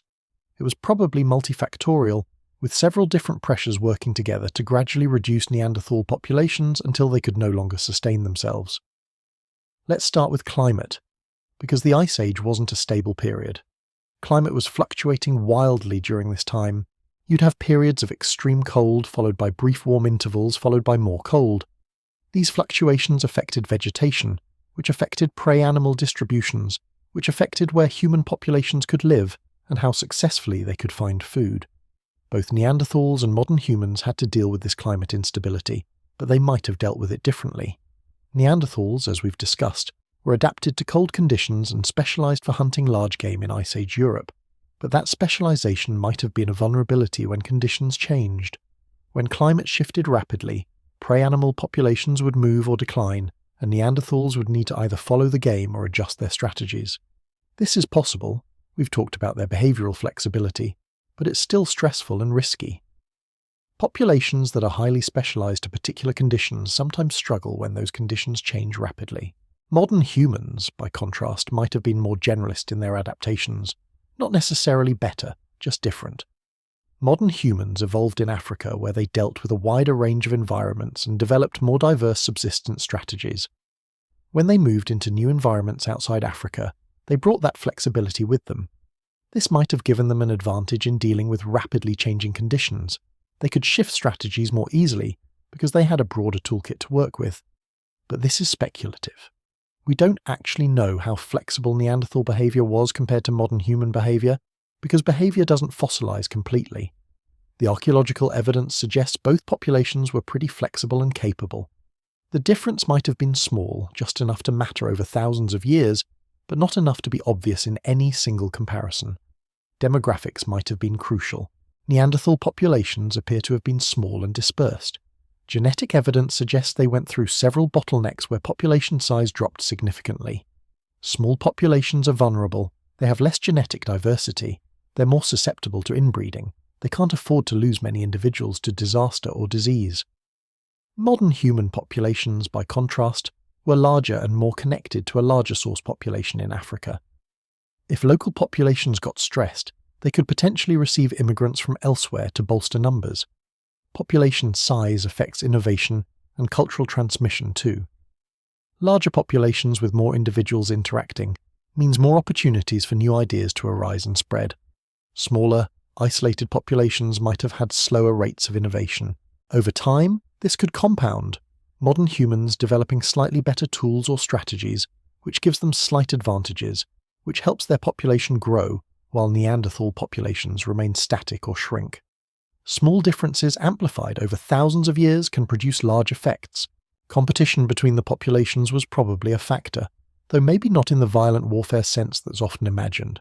Both groups needed the same resources: prey animals, shelter, tool-making materials, territories. When they were using the same landscape, they were competing, even if they never saw each other.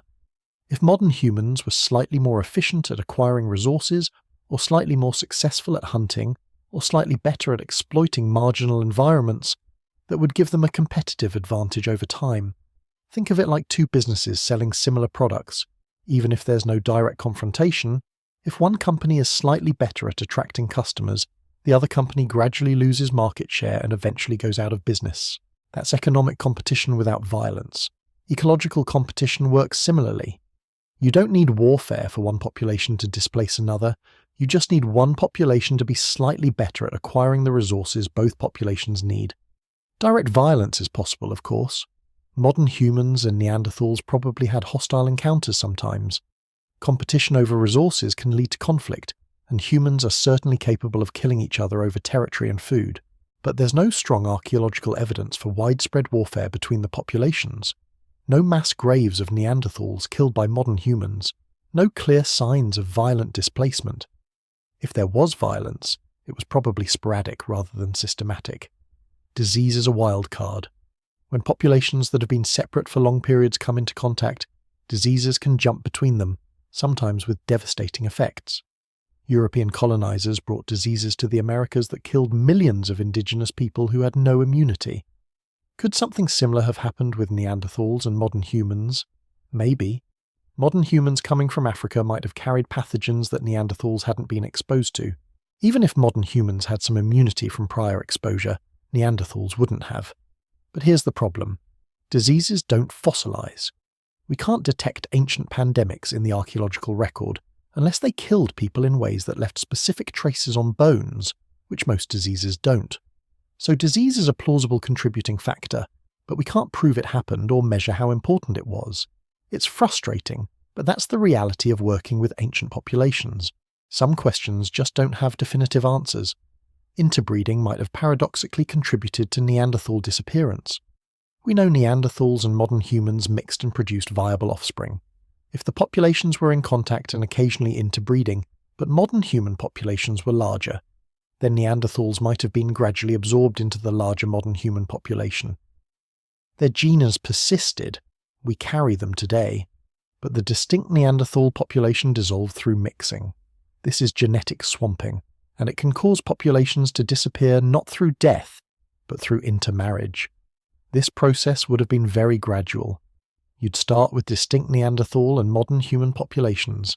Occasional interbreeding produces hybrid offspring who carry genes from both populations. If those hybrids mostly identify or live with the modern human population, maybe because it's larger or more socially complex, or just because that's where they happen to grow up, then Neanderthal genes flow into the modern human population but not the reverse. Over many generations, this could result in Neanderthals becoming rarer as their genes get distributed through the modern human population. The last Neanderthals might have lived in refugia, areas where conditions remained suitable even as surrounding regions became less hospitable. The Gibraltar sites might represent one such refugium, where a small Neanderthal population hung on in a favourable environment, even after they disappeared from surrounding areas. These relic populations would have been small, isolated and probably struggling. Eventually they would have been unable to sustain themselves demographically and would have died out. Small, isolated populations face challenges even without external threats. Inbreeding increases the frequency of harmful genetic mutations. Random demographic fluctuations, too few births one year, too many deaths another, can push small populations into decline they can't recover from. Just bad luck can doom a small population. The last Neanderthals might have died out not because they did anything wrong, but because their populations were too small to be demographically stable. There's also the question of technological differences. Some researchers argue that modern humans had superior technology, better weapons, better tools, more efficient hunting methods. The evidence for this is mixed. Neanderthal and early modern human toolkits are actually pretty similar in many respects. Both groups made sophisticated stone tools, both controlled fire, both hunted effectively. The differences might have been small, but small differences can matter. One possible area of technological advantage was projectile weapons. Modern humans developed atlatls, spear throwers that increase throwing range and force, and eventually bows and arrows. These allow hunting from a distance, which is safer and potentially more effective than the close-range thrusting spears Neanderthals used. If modern humans could hunt the same prey more safely from a greater distance, that's an advantage. Not an overwhelming advantage, Neanderthals were successful with their methods, but an advantage nonetheless. Social organization might have differed between the populations. If modern humans had larger social networks, more trade between groups, more sharing of information and innovations that could have given them advantages in dealing with changing conditions. Neanderthals might have lived in smaller, more isolated groups with less exchange between them. Again, the evidence is limited, but it's a plausible hypothesis. Language is the eternal question. Did Neanderthals have language like modern humans?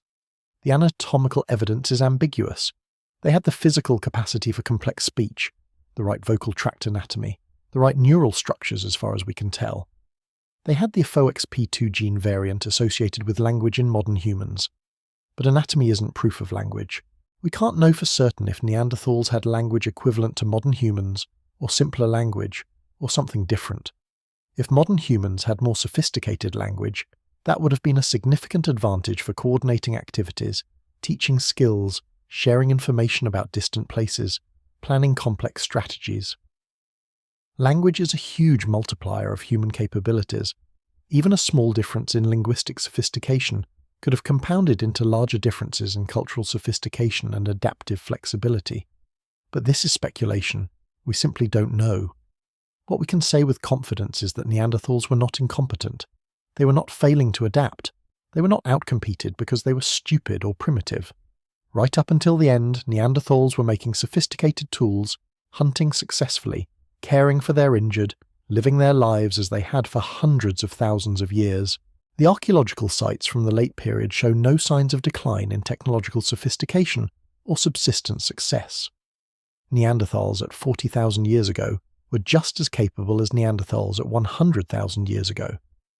Recent discoveries have actually pushed back against the narrative of Neanderthal decline. Sites dating to marine isotope stage 4, a cold period around 60,000 to 70,000 years ago, show Neanderthals thriving in harsh conditions using diverse strategies, adapting successfully to environmental challenges. This was during a period when modern humans hadn't even arrived in Europe yet. Neanderthals were doing fine on their own terms, so if Neanderthals were doing well, why did they disappear when modern humans arrived? The answer might be that they would have disappeared eventually anyway, and the arrival of modern humans just accelerated the process. Small populations in fluctuating environments are inherently vulnerable. Even without competition from modern humans, Neanderthal populations might have been demographically fragile. Add in competition for resources, possible disease exposure, climate changes, and occasional interbreeding that drains individuals into the larger modern human population, and you have a recipe for gradual disappearance. The key word here is gradual. This wasn't sudden. This wasn't catastrophic. This was a slow decline over thousands of years as multiple factors worked against Neanderthal persistence. In some regions, they might have declined faster. In others, they held on longer. But eventually the pressures accumulated and the populations couldn't sustain themselves. The last Neanderthals probably didn't know they were the last. They were just trying to survive in difficult conditions, like their ancestors had done for hundreds of thousands of years. But this time, the conditions were different enough that survival wasn't possible. There's something poignant about that. A population that had been successful for so long, that had weathered ice ages and climate fluctuations and predators and injuries and all the challenges of Pleistocene life, finally encountering circumstances they couldn't overcome, not because they failed, but because the world changed in ways they couldn't adapt to quickly enough. It's a reminder that even successful adaptations are contingent on particular conditions. When conditions change sufficiently, even the best adapted populations can struggle. The question of whether anything could have been different is counterfactual and unanswerable. If Neanderthal populations had been larger, would they have persisted? If they'd developed projectile weapons, would that have changed the outcome? If they'd been more geographically centralized instead of dispersed across Europe and Asia, would that have helped? We can't know. History happened the way it happened, and Neanderthals as a distinct population are gone. But their genes persist, as we discussed in the last chapter, so maybe quote 43 is the wrong word. Maybe quote 44 or quote 45 is more accurate. The Neanderthal population as a distinct entity ended, but Neanderthal genetic material and adaptations live on in modern humans. That's not the same as complete extinction. It's more like absorption or merger.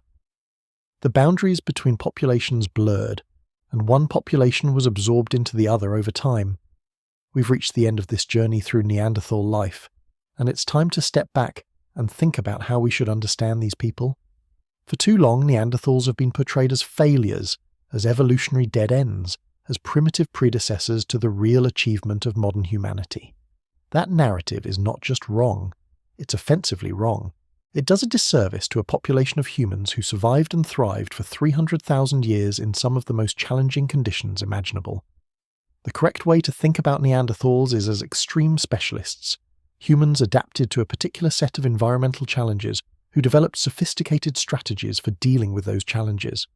They weren't trying to be us and failing. They were being themselves and succeeding for a very long time until circumstances changed in ways that made their particular adaptations less viable. That's not failure. That's just how evolution and history work. Let's recap what we know. Neanderthals had powerful, robust bodies optimized for cold climates and close quarters hunting. They could survive injuries that would kill most modern humans. They hunted dangerous megafauna using tactics that required courage, coordination, and intelligence. They operated in mountain environments and exploited resources at multiple elevations. They had diverse diets that included not just large game, but also plants, fish, shellfish, and whatever else was available. They had distinct cultural traditions that varied between groups. They organized their living spaces thoughtfully and maintained camps over extended periods. They cared for their injured and disabled, showing empathy and social cohesion. And they mixed with modern humans, contributing genes that persist in billions of living people today. Does any of that sound primitive to you? Does any of that sound like failure? No. That sounds like successful humans using different strategies than ours, but succeeding nonetheless. The fact that their population eventually disappeared doesn't invalidate their success. All populations eventually end or transform. That's the nature of life on geological timescales. Modern humans might disappear too, eventually. Does that mean we're failures? Of course not. The metaphor of quote_46_ is apt. Think of Neanderthals like extreme athletes adapted to a specific challenging environment. They were the Ice Age endurance specialists, the cold weather survival experts, the close-range hunting professionals. They were really good at what they did. They had to be, because the alternative was death, and they were good enough at it to persist for hundreds of thousands of years, which is longer than our species has even existed as a distinct population. When modern humans arrived in Europe, it wasn't like modern technology arriving in an untouched wilderness. It was like a new competitor entering a market where the existing player was already successful. The new competitor had some advantages, but the existing player had deep local knowledge and proven strategies. For thousands of years, both coexisted, each doing their thing, probably learning from each other in some cases, competing in others. Eventually, circumstances favored one over the other, and the demographic balance shifted. But for a long time, both were viable, both were successful, both were just different ways of being human. The archaeological evidence increasingly supports this view. Studies of Neanderthal stone tools show sophistication and situational awareness. They weren't just making standardized tools by rote, they were adapting their technology to specific tasks and resources. Studies of their subsistence strategies show flexibility and planning. They weren't rigidly locked into one approach. They adjusted based on conditions. Studies of their sites show organization and repeated patterns, suggesting cultural transmission and social learning. Everything we discover about Neanderthals makes them look more sophisticated, not less. Some of their strategies were arguably better than early modern human strategies in particular contexts. Neanderthals in cold environments had anatomical and cultural adaptations that made them more efficient at conserving heat and exploiting cold-adapted prey. Early modern humans moving into Europe would have been at a disadvantage initially. They didn't have the same cold adaptations, didn't know the local conditions as well, didn't have established territories and relationships. The modern humans who succeeded were probably the ones who learned from Neanderthals or developed similar strategies, possibly incorporating Neanderthal genes through interbreeding that brought cold adaptation alleles into the modern human population.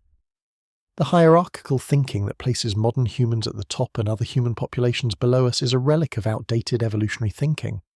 Evolution doesn't have a direction or a goal. It doesn't produce better or worse organisms. It produces organisms adapted to particular conditions. In Ice Age Europe, Neanderthals were arguably as well or better adapted than early modern humans. In other contexts, modern humans had advantages. Different contexts favoured different adaptations. That's not hierarchy. That's variation. The term quote, _47 is sometimes used for Neanderthals and other non-modern human populations, and it's a problematic term because it implies they're primitive versions of the real thing. But Neanderthals weren't practicing to be modern humans. They were being Neanderthals, which was a perfectly valid way to be human. The fact that they looked different and had different cultural practices doesn't make them archaic. It makes them different. We need to get comfortable with the idea of human diversity that includes populations that don't exist anymore. One of the most important reframings is moving away from the savage versus civilized dichotomy. Neanderthals weren't savages. They were people with complex lives, social relationships, cultural traditions, and sophisticated problem-solving abilities.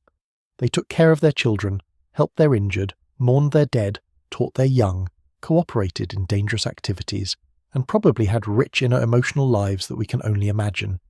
The fact that they didn't write books or build cities doesn't make them savage. Most human populations in human history haven't done those things either, and we don't consider them savage. The appropriate comparison is with other hunter-gatherer populations, not with modern industrial societies. And when you make that comparison, Neanderthals look pretty typical of successful hunter-gatherers. They exploited their environment effectively, they maintained social groups, they had cultural traditions, they cared for community members. That's just normal human behavior in a subsistence context. The things that make modern industrial societies different, agriculture, cities, writing, technology, are recent developments in human history, not the standard of what counts as human. Another important shift is recognizing that the boundary between Neanderthals and modern humans was never as sharp as we thought. The interbreeding evidence shows they were genetically compatible. The archaeological evidence shows they had overlapping behavioral repertoires. The anatomical evidence shows they had similar cognitive capacities. Both had large brains, both had complex vocal anatomy, both had fine motor control for tool-making. The differences are there, they're real, but they're differences of degree and style, not differences of fundamental kind. This suggests we should think of Pleistocene humanity as a spectrum of variation, rather than as distinct types. At one end you have populations that look like classic Neanderthals, at the other end you have populations that look like modern humans. In the middle, you have populations with intermediate features or mixtures of features, and there's gene flow between them, which means the boundaries are fuzzy and permeable. This is a much more realistic picture of how human populations actually work than the clean categories we've been using. The obsession with trying to determine if Neanderthals were as intelligent as modern humans is misguided. Intelligence isn't a single thing that can be measured on a linear scale. It's multifaceted. You have spatial intelligence, social intelligence, linguistic intelligence, practical intelligence, creative intelligence, and probably other dimensions we haven't even defined. Neanderthals might have been better than modern humans at some types of intelligence, and worse at others, or the same, or just different in ways that don't map onto our categories. What we can say is that Neanderthals were intelligent enough to survive for 300,000 years in challenging conditions. That's the ultimate test. Survival is what matters in evolution, and they passed that test for a very long time. The fact that modern humans eventually displaced them doesn't prove modern humans were smarter in any meaningful sense. It proves we had advantages in a particular set of circumstances. Put Neanderthals in different circumstances, and they might have been the ones who persisted while modern humans struggled. The creative abilities of Neanderthals are still being discovered. Evidence of pigment use, collection of unusual objects, possible symbolic behaviour, possible artistic expression. All of these suggest Neanderthals had aesthetic and symbolic dimensions to their lives.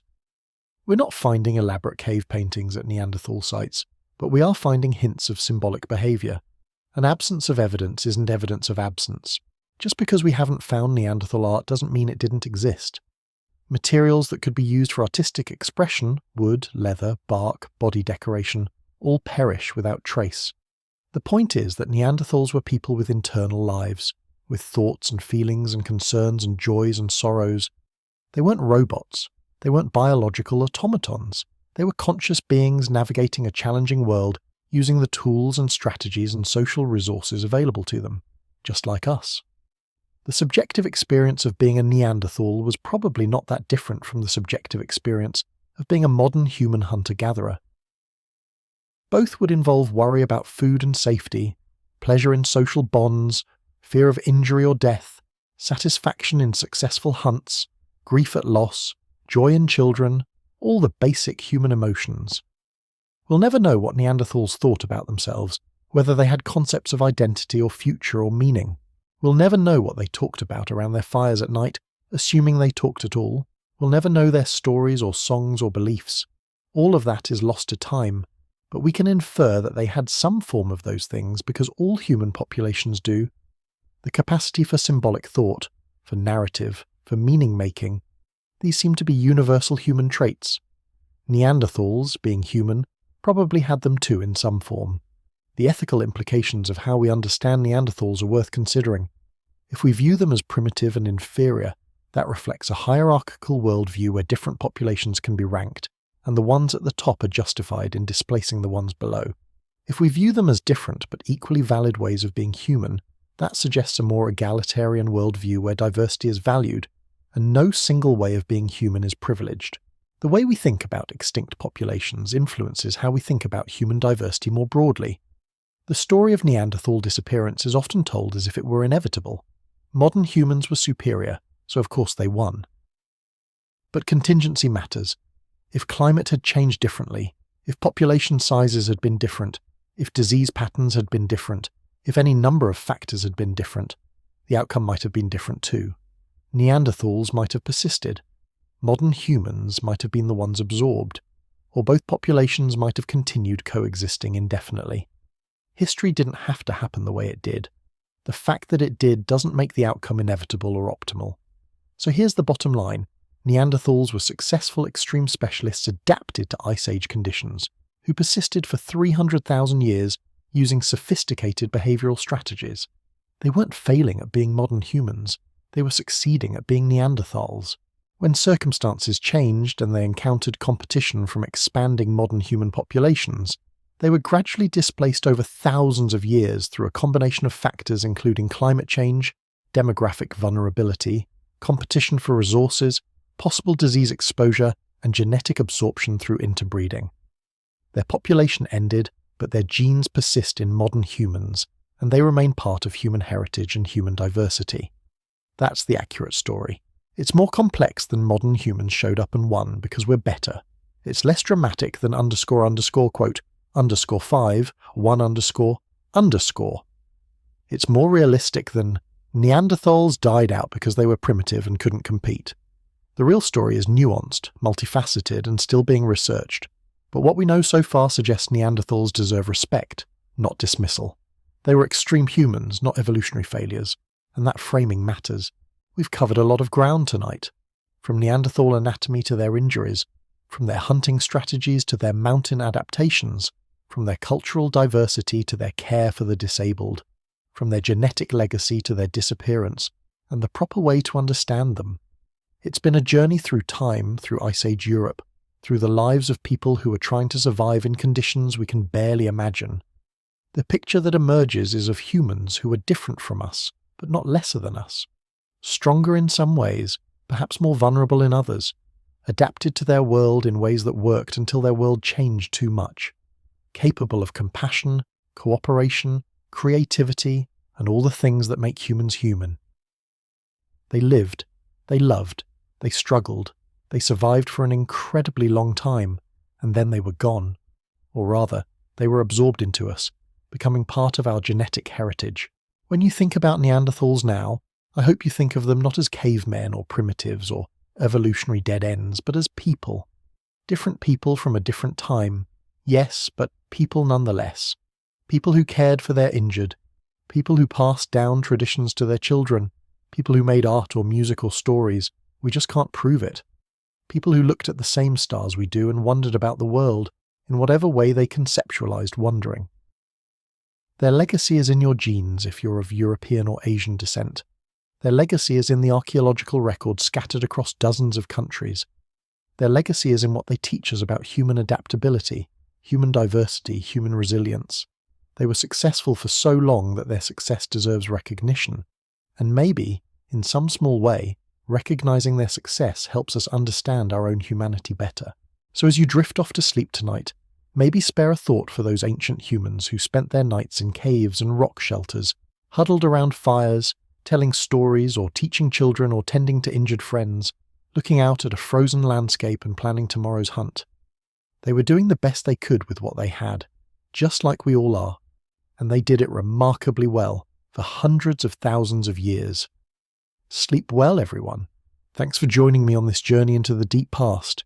May your dreams be filled with fascinating ancient humans, and may you wake up tomorrow with a deeper appreciation for the incredible diversity of what it means to be human. Good night, and sweet dreams.